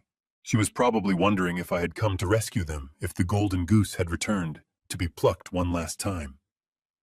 Hello, Monica, I said, stepping inside. What do you want? She snapped. Haven't you done enough? I ignored her. I looked at Tiffany, who wouldn't meet my eyes. Then I looked at Preston. I am here to make you an offer, I said. Preston's head snapped up. An offer, yes. I am prepared to give you a second chance. I am prepared to unlock the house, unlock the cars, and give you access to a limited credit line. Monica's eyes lit up. I saw the greed flash across her face like lightning. She stepped forward, pushing Preston slightly aside. Really, she said, her voice suddenly sweet. You mean it. You realize you overreacted. I mean it, I said. But there is a condition, a non-negotiable condition. What is it? Preston asked. Anything, Dad. Anything. I looked at Monica. I looked at the woman who was spending my money on a boyfriend while my son risked jail for her. I reached into my pocket and touched the flash drive. I will tell you over dinner, I said. I am inviting you to my apartment. Tonight. We will eat. We will talk, and then, Preston, you will have to make a choice. A choice, Preston asked. Yes, I said, looking him dead in the eye. You will have to decide what matters more to you, the truth or the lie you have been living. Be at my apartment at 7, I said. Do not be late. I turned and walked out, leaving them in the stunned silence of the motel room. I knew they would come. Hunger and greed are powerful motivators. But they had no idea that the dinner I was serving tonight was not going to be food. It was going to be the end of their marriage. Inside room 104, the atmosphere shifted the moment the door clicked shut behind me. I had left them with an ultimatum, but Monica saw it as an opportunity. I learned later from Tiffany exactly what transpired in those cramped walls during the hour before they came to my apartment. Preston was hyperventilating, pacing the stained carpet, terrified of the choice I had laid out. He wanted to give up. He wanted to come to me and confess everything, hoping for mercy. But Monica would not let him. She did not comfort her husband, she handled him. She grabbed his face with her manicured claws and slapped him hard enough to leave a mark. She told him that honesty was a luxury they could no longer afford. She coached him like a director preparing an actor for the performance of a lifetime. She told him to kneel. She told him to cry. She told him that I was a weak, sentimental old man who was desperate to be needed. She fixed his collar and messed up his hair, not out of affection, but to make him look pathetic enough to trigger my sympathy. It was a cold, calculated rehearsal for a robbery. Tiffany watched it all from the corner, realizing for the first time that her mother was not a victim. She was the architect of their ruin. They arrived at my door at 7 o'clock sharp, just as I had instructed. I was waiting for them, sitting in my worn armchair, with a clear view of the hallway through the peephole. I watched them come up the stairs. It was a pathetic procession. Preston was dragging the suitcases, bumping them against the narrow walls of the stairwell. Monica was holding a tissue to her nose as if the very air of my building was toxic. Tiffany trailed behind them, looking at her phone, which was likely useless without a data plan. But old habits die hard. I let them knock 3 times before I stood up. I wanted them to sweat. I wanted them to wonder if I had changed my mind. When I finally opened the door, the smell of their desperation hit me harder than the cheap perfume Monica was wearing to mask the scent of the motel. They stood there huddled together like refugees from a luxury catalog that had been left out in the rain. "Hello, Dad," Preston said, his voice cracking. "Can we come in?" I stepped aside and gestured for them to enter. The apartment was small. With 4 people inside, it felt claustrophobic. They looked around at the peeling paint, the mismatched furniture, the small television that sat on a milk crate. I saw the flash of disgust in Monica's eyes before she quickly masked it. She was a professional, after all.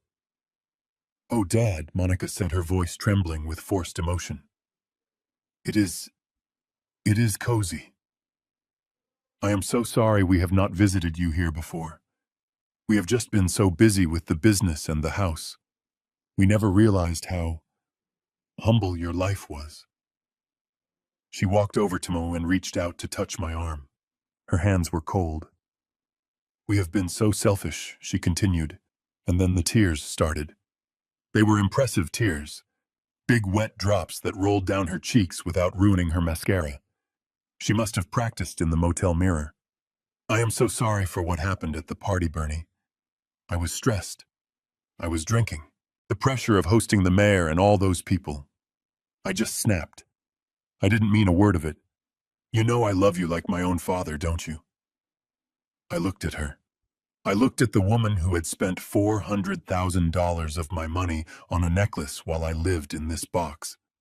I looked at the woman who was sleeping with a personal trainer while my son embezzled millions to keep her happy. Her performance was Academy Award material. If I didn't know about Chad, if I didn't have the photos in my pocket, I might have believed her. I stayed silent, letting her talk. Silence is a vacuum, and liars always rush to fill it. And Tiffany, Monica said, pulling her daughter forward. "Tell Grandpa how sorry you are, sweetie." Tiffany looked up. Her eyes were red-rimmed. She looked genuinely miserable, but not because she had hurt me. She was miserable because she was cut off from her digital life and her gambling debts were looming over her head. "I am sorry, Grandpa," she mumbled, looking at her shoes. "I should not have spilled the juice. It was an accident." "I love you." An accident. She had called me a disgusting old man on a live stream, but I nodded slowly, keeping my face impassive. And Preston. My son did not just speak. He dropped to his knees. He actually knelt on the linoleum floor of my kitchen, right there in front of his wife and daughter. It was a gesture of total submission, but it made my stomach turn. A man should only kneel to God. Seeing my son beg like this was not a victory. It was a tragedy. "Dad, please," Preston sobbed, grabbing my hand. "We were wrong. We were so wrong. We got lost, Dad. The money, it changed us. But these last 2 days, losing everything, it woke us up. We realized that without you, we are nothing. Not because of the money, but because you are the head of this family. Please forgive us. We will do anything. Just please open the accounts again. Not for the luxury. Just so we can live. Just so we can come home." He buried his face in my hand, weeping. I looked down at the top of his head. I saw the thinning hair that reminded me of my own. I felt the wetness of his tears on my skin. For a moment, just a fleeting second, my resolve wavered. He was my boy. He was suffering. Maybe he really had learned. Maybe the shock of the eviction and the firing had been enough. Maybe I could just give them a small allowance, help them get back on their feet, and pretend the embezzlement never happened. Maybe I could be the father who saves the day one last time. Then I looked up. Over Preston's heaving shoulders, I saw Monica. She thought I was focused on my son. She thought I was having a tender, emotional moment. She had stepped back slightly toward the window, ostensibly to give us space. She had her phone in her hand. She was typing furiously, her thumbs flying across the screen. I shifted my gaze just an inch. The reflection in the dark window glass was faint, but it was clear enough. I have excellent eyesight. It is one of the few things age hasn't taken from me yet. I saw the green bubble of a text message. I saw the name at the top of the chat. Chad. And I saw the message she was sending. "Hold on, baby. Keep the champagne on ice. The old man is crying. He is about to crack. I will have the cards back in an hour. Love you." The text sent. She slipped the phone back into her pocket and looked up at me. Her face instantly transformed back into a mask of concern and remorse. She wiped a tear from her eye and gave me a brave, hopeful smile. My heart didn't break. It froze. It turned into a block of absolute zero ice. The last shred of doubt vanished. The last tiny hope that my family was salvageable evaporated in that kitchen. They were not here for forgiveness. They were here for a transaction. They were vultures circling what they thought was a dying animal, waiting to pick the bones clean. Monica was not sorry. She was impatient. She was updating her lover on the progress of her con. She was laughing at me while my son knelt at my feet. I took a deep breath. I let a slow, warm smile spread across my face. It was the best acting performance of my life. Better than Monica S., because mine was born of necessity. I reached down and placed my other hand on Preston S.'s shoulder. I squeezed it gently. "Stand up, son," I said, my voice thick with fake emotion. "Stand up." Preston looked up, hope flooding his face.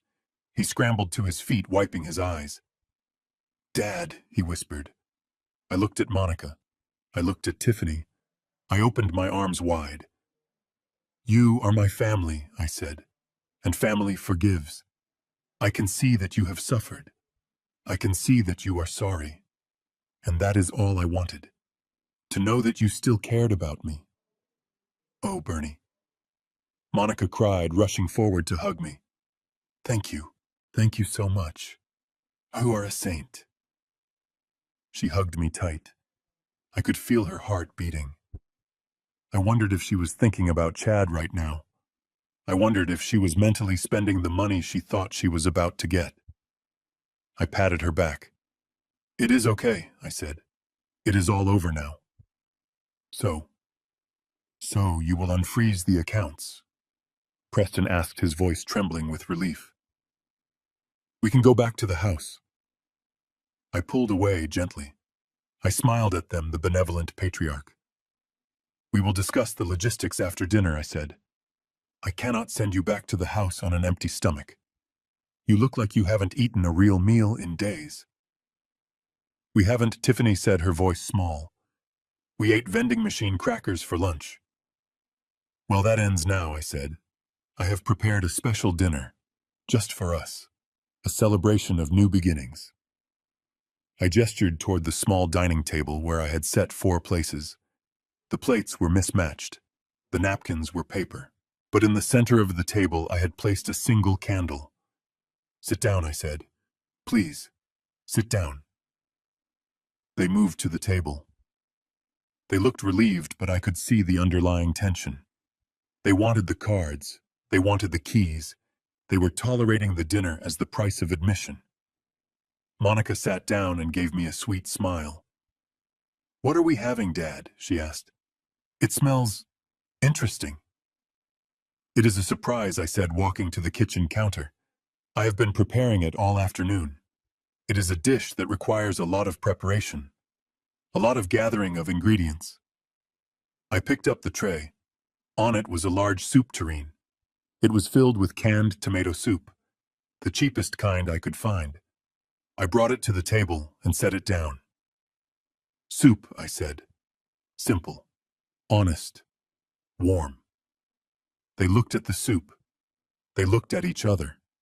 They were expecting steaks. They were expecting lobster. They were expecting me to celebrate their return with a feast. But they didn't complain. They were too close to the prize to risk it now. "It looks delicious," Monica lied. I ladled the soup into their bowls. "Eat," I said, "and then I will give you what you want." They picked up their spoons. They ate the watery soup. They forced smiles. I watched them. I watched Monica checking her watch beneath the table. I watched Preston glancing at the door. They thought they had won. They thought they had played the old man perfectly. They had no idea that the soup was just the appetizer. The main course was in my pocket, on a small black flash drive. I waited until they had finished. I waited until they had wiped their mouths with the paper napkins. "That was wonderful, Dad," Preston said. "Now about the house." "Yes," I said, leaning back in my chair. "About the house and the money and the future." I reached into my pocket. "I have a proposition for you," I said. Preston leaned forward, eager. "Yes, Dad. Anything. I am prepared to give you everything back," I said. "The house, the cars, the credit limit. I will even reinstate you at the company, although in a lower position to start." "Oh, thank God," Monica exhaled, closing her eyes. But I continued, my voice hardening just a fraction. "There is one condition. One non-negotiable condition."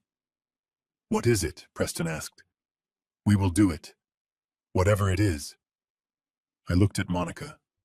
I looked her dead in the eye. I saw the fear flicker there for the first time. She sensed a shift. She sensed the trap. "The condition," I said slowly, "is that you must divorce Monica immediately. She leaves with nothing. No settlement. No alimony. No access to the family. She walks out that door tonight, and she never comes back." The silence in the room was deafening. It was heavier than the air in the tomb. Preston looked at me, his mouth agape. What he whispered. Monica looked at me, her face draining of color. She looked from me to Preston, then back to me. You are joking, she laughed nervously. That is a terrible joke, Bernie. I am not joking, I said. That is the deal. You choose Preston. You choose the life of wealth and security with your father and your daughter. Or you choose your wife and you walk out of here with nothing. Forever. Dad, you can't be serious, Preston stammered. I love her. She is my wife. We are a team. Are you, I asked. Are you really a team, Preston? Or are you a host and a parasite? How dare you? Monica stood up her chair, scraping loudly against the floor.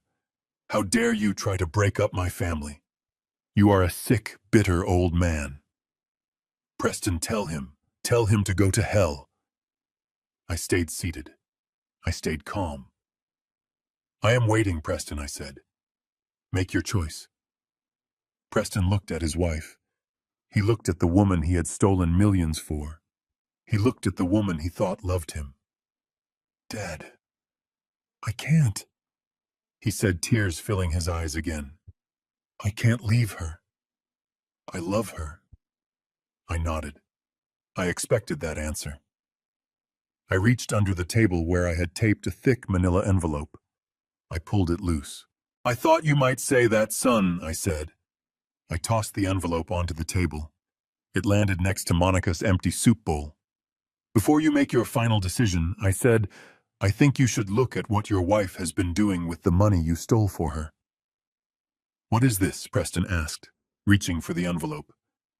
It is the reason I am asking you to leave her, I said. It is the truth. Open it. Don't touch it, Preston. Monica said, her voice suddenly shrill with panic. It is lies. He manufactured evidence. He is trying to trick you. If it is lies, then you have nothing to fear, I said. Open it, Preston. Look at what you are defending. Preston hesitated. He looked at Monica's panicked face. The doubt crept into his eyes. He reached out and opened the clasp. He pulled out the stack of photographs. The first one fell onto the table face up. It was high resolution, crystal clear. It showed Monica in the lobby of the Mercer Hotel in Soho. She was wearing a dress Preston had bought her for their anniversary. She was not alone. She was wrapped in the arms of a man who looked like he belonged on the cover of a fitness magazine. His hand was on her lower back. Her face was buried in his neck. Preston froze. He stared at the photo. Monica gasped. She lunged for the table, trying to snatch the pictures. No, she screamed. Give me that. I caught her wrist. My grip was surprisingly strong. Let him look, I said coldly. Preston pulled out the second photo. Monica and the man kissing in a restaurant. The third photo. Monica handing the man a set of keys to a new Porsche.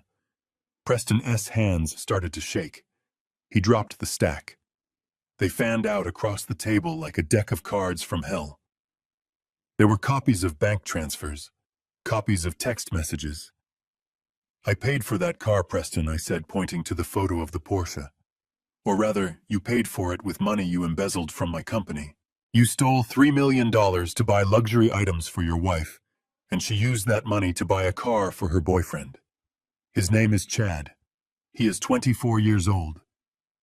Preston picked up a sheet of paper. It was a transcript of a text message. Golden Goose just left for the office, it read. Coming over now. Champagne is on me. Preston made a sound like a wounded animal, a low, guttural whimper. He looked up at Monica. His face was gray. You cheated on me, he whispered. Monica's face twisted. The mask of the loving wife dissolved. She yanked her wrist from my grip and stepped back. So what? She spat. Preston flinched as if she had slapped him. So what? She yelled, her voice raucous and ugly. Look at you, Preston. Look at yourself. You are pathetic. You are a spineless daddy's boy who can't do anything without asking for permission. Do you think I was with you for your personality? You are boring. You are weak. Chad is twice the man you are. Preston stood there, swaying on his feet. The devastation was total. But, but I loved you, he choked out. I gave you everything. You gave me nothing. Monica laughed cruelly. Your father gave me everything. You were just the delivery boy. And you were not even good at that. You let him catch you. You let him cut us off. You are useless to me now. She turned to me, her eyes blazing with hatred. And you, she hissed. You think you won. You think you are smart. You are just a sad, lonely old man who has to buy affection. I stood up slowly. I smoothed my tie. I am not buying affection, Monica, I said. I am buying my son's freedom, and it is a bargain at any price. Preston looked at the photos scattered on the table. He looked at the wife who was looking at him with pure contempt. He looked at me, the father who had just destroyed his world to save him from it. I waited for him to come to me. I waited for him to say, Dad, you were right. I am sorry. But Monica saw it too. She was a survivor, a predator, who knew exactly when her prey was about to bolt. She knew she had seconds to salvage her golden goose before he flew away forever. She did not run, she did not apologize. Instead, she launched a counteroffensive that was breathtaking in its audacity. She stepped forward, closing the distance between them. She reached out and grabbed Preston's face, forcing him to look at her, the photos. Look at me, she screamed, her voice shrill and piercing. Look at me, Preston. Do not look at those lies. Do not look at that garbage. Preston blinked, tears streaming down his face. But Monica, the car, the apartment, it is fake, she yelled, shaking him. Can't you see what he is doing? He hates us. He has always hated me because I am strong. He used Photoshop Preston. He hired someone to doctor these images. It is digital manipulation. Anyone can do it these days. He is trying to frame me. I sat there stunned by the sheer brazenness of the lie. Monica, I said, my voice calm. I have the bank transfer records. I have the texts from your phone. Shut up, Monica shrieked, spinning around to glare at me before turning back to Preston. You see how he looks at us. He is enjoying this. He wants to destroy our marriage because he is a lonely, miserable old man who can't stand to see us happy. He wants to control you, Preston. He has controlled you your whole life. He dangles his money like a carrot and makes you jump. Are you going to let him win? Are you going to let him separate us? Preston looked at me. His eyes were wide, filled with confusion and pain. He looked back at the photos in his hand. The evidence was irrefutable. But the truth is a painful thing. It requires courage to accept. It requires admitting that you have been a fool. And my son, as I was about to learn, was not a brave man. He looked at Monica. She was staring at him with an intensity that mimicked love. I am the only one who loves you, she whispered urgently. I am the only one who stood by you when he kicked us out. Choose Preston. Choose me or choose the man who wants to see you die alone. It was the tipping point. I saw the exact moment his spine dissolved. I saw the moment he decided that living a lie was easier than facing the shame of the truth. Preston's expression changed. The sorrow vanished, replaced by a cold, irrational fury. He crumpled the photographs in his fist. He turned to me. His face was twisted into a sneer that looked disturbingly like his wife's. You think you are so smart? He spat. You think you can just manufacture this filth and I will believe you over my own wife? Preston, I said warningly. Look at the facts. To hell with your facts, he screamed. He pulled his arm back and threw the crumpled ball of photos directly at my face. The paper hit my cheek with a sharp sting and fell to the floor. You are a monster, he yelled, his voice shaking with rage. You are a scumbag, Dad. You invited us here to humiliate us. You fabricated all of this to destroy my family because you are jealous. I did not flinch. I just watched him. I am trying to save you, I said quietly. Save me.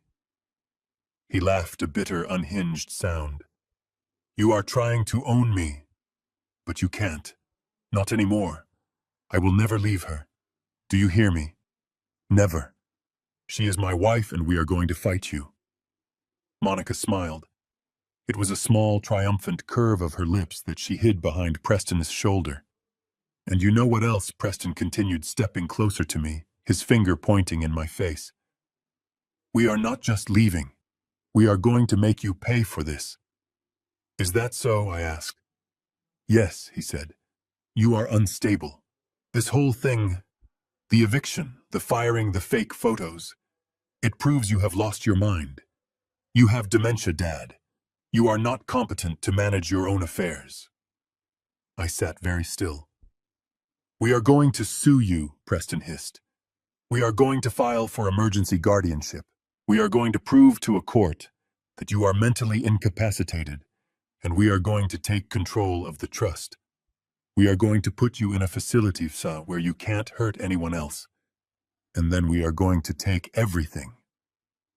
Monica stepped up beside him, slipping her arm through his. Come on, darling, she said, her voice dripping with victory. Let's go. We have to call a lawyer. We have to save your father from himself. Preston looked at me one last time.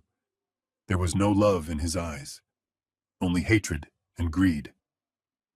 You did this, he said. Remember that. You made us do this. They turned and walked toward the door. Tiffany, who had been watching in silent horror, stood up.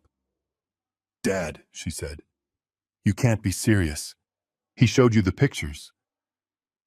Mom is... Shut up, Tiffany. Preston snapped, not even looking at her. Your grandfather is sick. We are doing what is best for the family. Now let's go. Tiffany looked at me, tears streaming down her face.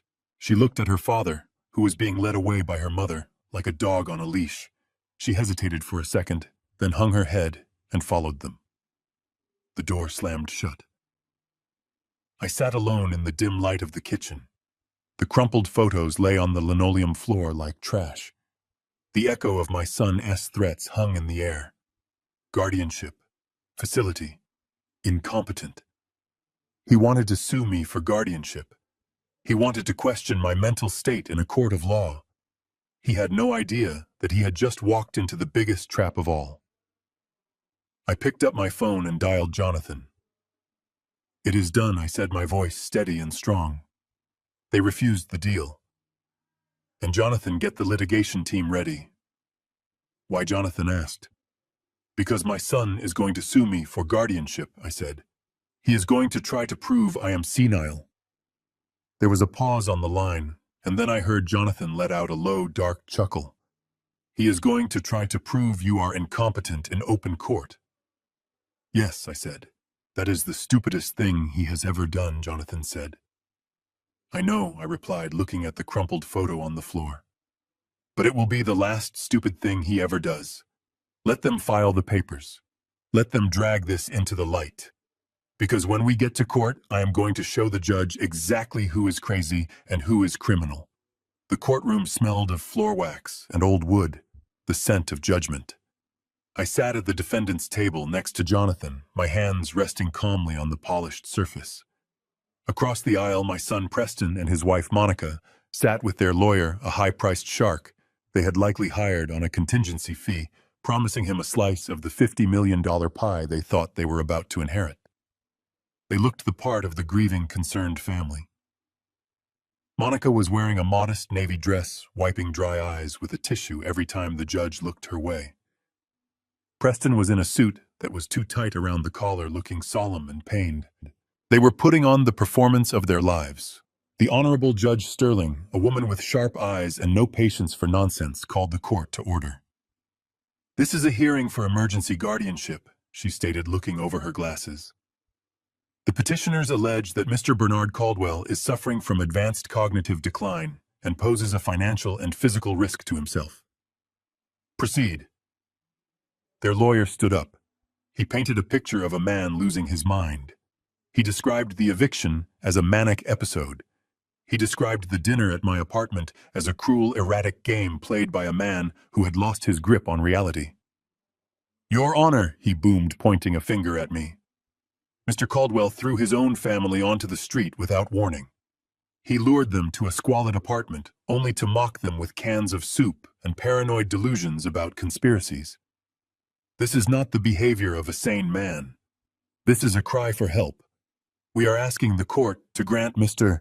Preston Caldwell full conservatorship over the estate to protect his father from further self-destruction. Preston nodded sadly, playing the dutiful son to perfection. Monica dabbed her eyes again. The judge looked at me. "Mr. Caldwell, do you have a response?" I did not speak. I simply nodded to Jonathan. Jonathan stood up. He did not bluster. He did not shout. He simply walked to the center of the room, holding a remote control. "Your Honor," Jonathan said, his voice calm and measured. "The defense does not dispute that my client evicted his family. We do, however, dispute the motive. This was not mania. This was a response to abuse. And we have receipts." He pointed the remote at the large screen on the wall. "Exhibit A," Jonathan said. The video played. It was the recording from the Sweet 16 party captured from the Venue S security feed and synced with the audio from Tiffany S' own livestream, which we had subpoenaed. The courtroom watched in silence as Tiffany screamed at me, "Get out, you useless old man." They watched the grape juice hit my chest. They watched Preston turn his back. They watched Monica hiss, "You look like the gardener." The air in the room changed. The judge's expression hardened. Monica stopped dabbing her eyes and started shifting in her seat. "This is not a confused old man," Jonathan narrated. "This is a man being publicly humiliated by the people who are living off his generosity." But this was just the beginning. "Exhibit B," Jonathan announced. The screen flickered. It was the grainy but clear footage from the hidden camera in my apartment kitchen. The date stamp was from 2 nights ago. The audio was crisp. Monica S' voice filled the courtroom loud and hateful. "He is just a sad, lonely old man who has to buy affection." The text message to Chad was read aloud by a narrator we had hired for clarity. "Golden Goose just left. Old man is crying." Preston's head snapped up. He stared at the screen, seeing the moment of his own betrayal played back for the legal record. The judge looked at Monica with pure disgust. Monica shrank into her chair, her face pale. "Your Honor," Jonathan continued, turning off the screen. "The petitioners claim Mr. Caldwell is incompetent because he cut off their funds. We submit that cutting off funds to people who abuse, humiliate, and exploit you is not a sign of dementia. It is a sign of extreme mental clarity." Their lawyer tried to object, stammering about privacy, but the judge waved him down. "Is there anything else, Mr. Eves?" she asked. "Yes, Your Honor," Jonathan said, dropping the final hammer. "The petitioners claim they want guardianship to protect the estate. However, we have evidence that Mr. Preston Caldwell is the single greatest threat to that estate." Jonathan walked to the judge's bench and handed her a thick binder. "These are forensic accounting records from Caldwell Holdings," he said. "They detail a 5-year history of embezzlement, fraud, and tax evasion committed by Mr. Preston Caldwell. He has diverted over $3 million of company funds to shell companies to pay for his wife's lifestyle and her extramarital affairs." The judge opened the binder. She flipped through the pages. Her eyebrows went up. She looked at Preston. "Mr. Caldwell," she asked, "is this true?" Preston stood up, his legs shaking. "Your Honor, It is complicated. I was managing—" "It is theft," Jonathan interrupted. "And it is not just a civil matter." At that moment, the heavy double doors at the back of the courtroom swung open. The sound was like a thunderclap. 4 men walked in. They were wearing windbreakers with bold yellow letters on the back. "U.S. Marshals." The leader of the group walked past the bar. He looked at Preston. "Preston Caldwell," he said, his voice booming. Preston looked at them. He looked at the judge. He looked at me. The terror on his face was absolute. "Yes," he whispered. "You are under arrest for federal wire fraud, embezzlement, and tax evasion," the marshal said, pulling a pair of handcuffs from his belt. "Step away from the table." Pandemonium broke out. Their lawyer threw his hands up, stepping away from Preston as if he were radioactive. Monica screamed, not a scream of concern for her husband, but a scream of realization that the game was over. Preston tried to run. It was a pathetic attempt. He stumbled over his own chair, scrambling backward. "Dad," he shrieked, reaching out to me. "Dad, stop them. Tell them it is a mistake. I am your son." I sat still. I watched the marshals grab him. They spun him around. The click of the handcuffs was loud and final. "You have the right to remain silent," the marshal recited, dragging him toward the door. Preston was sobbing now. Loud, ugly cries. "Monica, help me. Call someone." I looked at Monica. She was standing frozen. She looked at her husband being hauled away like a common criminal. She looked at the judge who was glaring at her. She looked at me. She saw the cold, hard truth in my eyes. The money was gone. The house was gone. The husband was gone. And she was next. She did not rush to help him. She did not call a lawyer. She grabbed her purse. She looked at the side exit. And she ran. Monica Preston screamed as he was dragged through the center aisle. "Monica, where are you going?" She did not look back. She pushed through the gate, her heels clacking frantically on the floor, and sprinted out the side door, leaving her husband alone in the grip of the law. The door swung shut behind her. Preston S. wails faded as they took him into the hallway. The courtroom fell silent again. The judge let out a long breath. She looked at me. "Mr. Caldwell," she said, her voice soft, "I am dismissing this petition with prejudice, and frankly, I am sorry you had to go through this." "Thank you." "Your Honor," I said, standing up. I walked out of the courtroom. I did not look at the empty table where my son had sat. I did not look at the door where my daughter-in-law had fled. I walked out into the bright afternoon sun. I took a deep breath. The air tasted clean. It tasted like justice. I had done it. I had cut the rot out. It was over. 6 months have passed since the heavy oak doors of the courtroom swung shut on my former life. Time moves differently when you are no longer carrying the dead weight of 3 ungrateful adults on your back. It moves slower, but it is a rich, quiet kind of time. The kind of time you enjoy rather than just endure.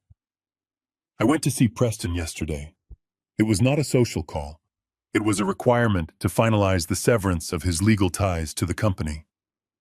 The Federal Correctional Facility in Otisville is a cold, gray place.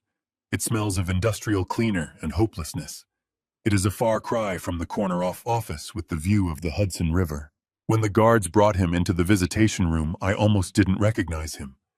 The expensive haircuts were gone, replaced by a buzz cut that showed the gray coming in at his temples. The tailored Italian suits were replaced by a shapeless khaki jumpsuit with a number stenciled on the pocket. He had lost 20 pounds. He looked small. He looked like a child wearing a costume he didn't understand. He sat down on the other side of the plexiglass and picked up the phone. His hands were shaking. "Dad," he said, his voice tinny through the receiver. "I am so sorry. I miss you. I miss the house. I miss my life." He started to cry. It wasn't the manipulative crying he used to do to get a new car. This was the raw, ugly crying of a man who has realized that rock bottom has a basement. He told me about the food. He told me about the other inmates who didn't care that he used to be a CEO. He told me he was scared. I listened. I didn't interrupt. I let him pour out his regret. But as I watched him weeping about his lost comforts, I realized something profound. He wasn't crying because he missed me. He wasn't crying because he had hurt his father. He was crying because he missed the cushion I had provided. He was mourning the loss of the easy life, not the loss of the relationship. He was still blaming Monica. He was still blaming the system. He hadn't changed. He had just been stopped.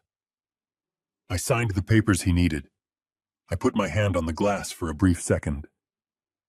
"Do your time, Preston," I said. "Learn to make your bed. Learn to work in the laundry. Learn what it means to earn a meal. It is the only education I have left to give you."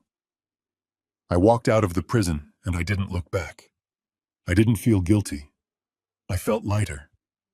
Then there is Monica. My private investigator Miller sends me updates once a month. I don't ask for them out of malice.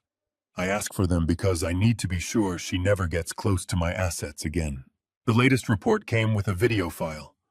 Monica is living in a basement apartment in New Jersey. The Mercedes is gone. The jewelry was seized to pay the civil judgments. Chad, the personal trainer, disappeared the moment the credit cards stopped working. He didn't even say goodbye. In the video, Monica was wearing a gray uniform. She was pushing a heavy cart full of cleaning supplies down the hallway of a mid-range office building. She wasn't the lady of the manor anymore. She was the help. The video showed her manager, a short man with a clipboard, pointing at a spot on the floor she had missed. He was yelling at her. I couldn't hear the words, but I saw Monica's body language. She flinched. She looked down at her shoes. She mumbled an apology and got down on her knees to scrub the scuff mark. This was the woman who had screamed at waiters for bringing her sparkling water instead of still. This was the woman who had called me a gardener. Now she was scrubbing floors for minimum wage. It is a harsh reality. Some might say it is too harsh. But karma has a way of balancing the books that no accountant can match. She wanted a life where she didn't have to respect anyone. Now she has a life where no one respects her. She is learning the value of $1 the hard way, one scrub at a time. As for me, I am standing on the balcony of my new home. I sold the Hamptons estate. I sold the old apartment in Queens. I bought a penthouse in Tribeca. It is modern, sleek, and full of light. It has no memories of grape juice stains or family arguments. It is a clean slate. The sun is setting over the city, turning the Hudson River into a ribbon of gold. I am wearing a new suit. I bought it myself. I dressed myself. On the glass table in front of me sits a stack of documents. They are the final papers for the Bernard Caldwell Scholarship Fund. I liquidated the majority of the family trust. The $50 million that Preston and Monica wanted to steal will not go to building another mansion. It will not go to buying sports cars. It is going to pay for the college education of 200 underprivileged students every year. Kids who have grit. Kids who work hard. Kids who know the value of an opportunity because they have never had one. I looked at the list of the first recipients. There is a boy from the Bronx who wants to be an engineer. There is a girl from Queens who wants to be a doctor. They are strangers to me by blood, but they are my children by spirit. They are the legacy I always wanted. I uncorked a bottle of vintage Bordeaux. It is a 1982, the same year I started my company. I poured a glass. The deep red liquid swirled against the crystal. I am alone here. The apartment is quiet. There is no laughter of grandchildren, no chatter of family dinners. But there is also no deception. There is no theft. There is no one waiting for me to die so they can cash out. There is only peace. I picked up the pen and signed the last page of the scholarship fund. It was done. The money was safe. The future was secure. I walked to the edge of the balcony and looked out at the city lights blinking on one by one. I took a sip of the wine. It was rich, complex, and perfect. People tell you that family is everything. They tell you that you must sacrifice everything for your blood. They tell you that a lonely old man is a tragic figure. They are wrong. Preston and Monica thought that stripping me of my family would be the ultimate punishment. They thought I would crumble without them. They thought I would beg them to come back just to avoid the silence. But they didn't understand the nature of the man they were dealing with. They didn't understand that I built my life on foundations of steel, not marshmallows. They thought tearing away my family was a punishment. But as I stand here feeling the cool night air on my face, knowing my money is doing good in the world, knowing my sleep will be deep and undisturbed, I realize the truth. They didn't give me a punishment. They gave me the most valuable gift a man can receive in his final years. They gave me my freedom. Freedom from parasites. Freedom from lies.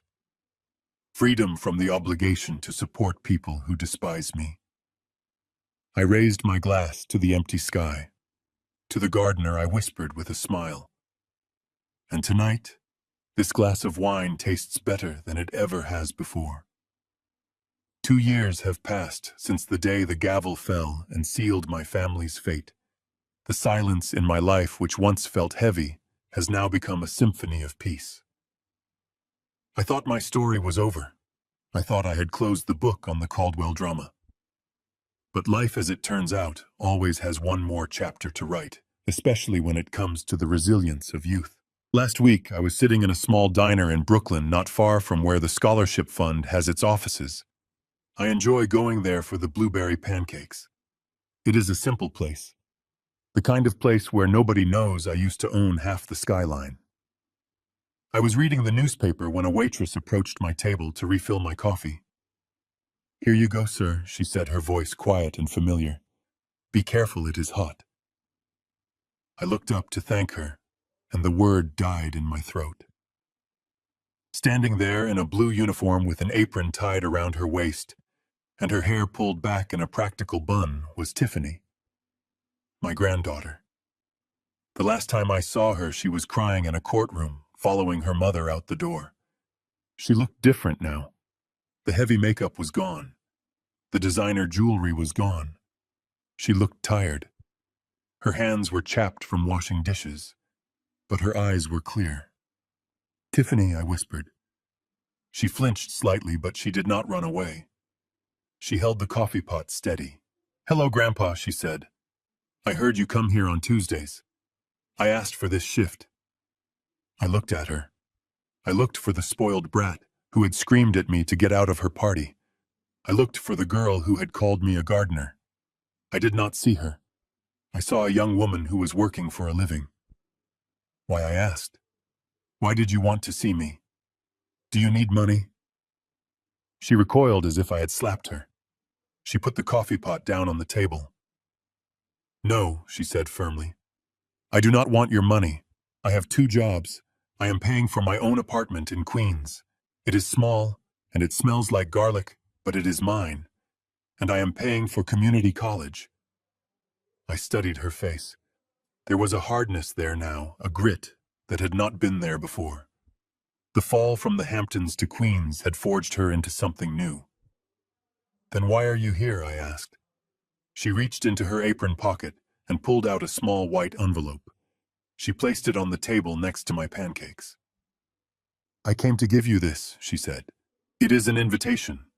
I am graduating from my Associate S degree program next month. I made the Dean S list." She paused and looked down at her worn sneakers.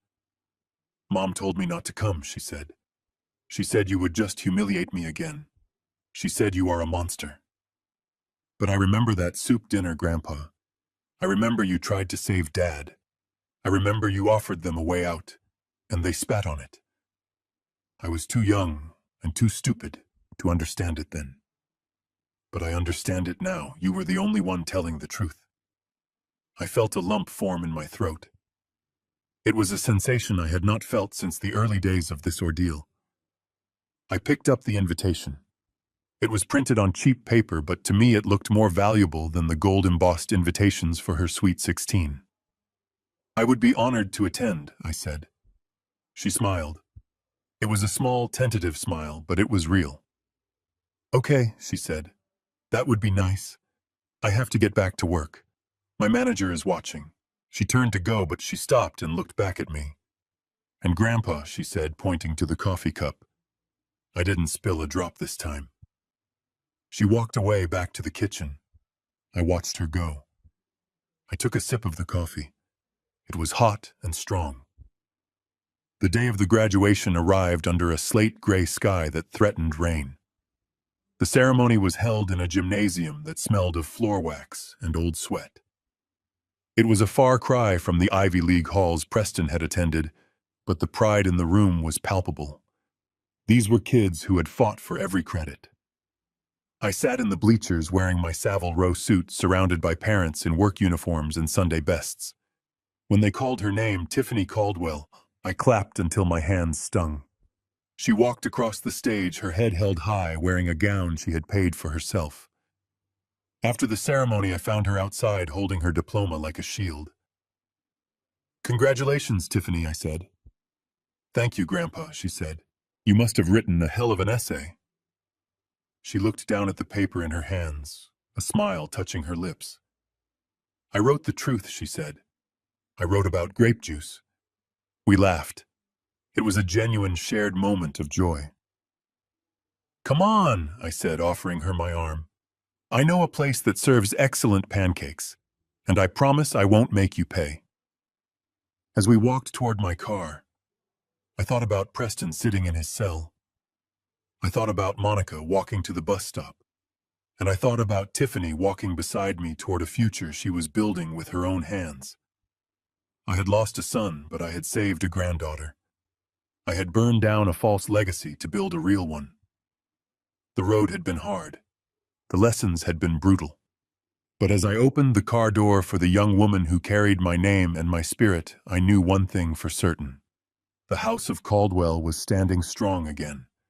Not on pillars of money, but on pillars of character. And that foundation would never crumble.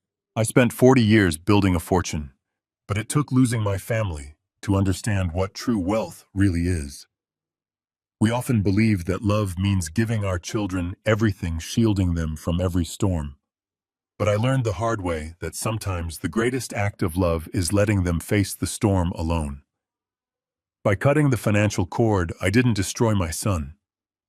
I gave him the only chance he ever had to find his own character. Respect is not an inheritance. It must be earned. Never set yourself on fire to keep ungrateful people warm, even if they share your blood. Peace is the only luxury that truly matters. If this story resonated with you, please hit the like button to support the channel. Subscribe and turn on notifications so you never miss a new story about justice and resilience. And tell me in the comments, have you ever had to cut off a toxic family member to save your own peace? I read every single comment. See you in the next video.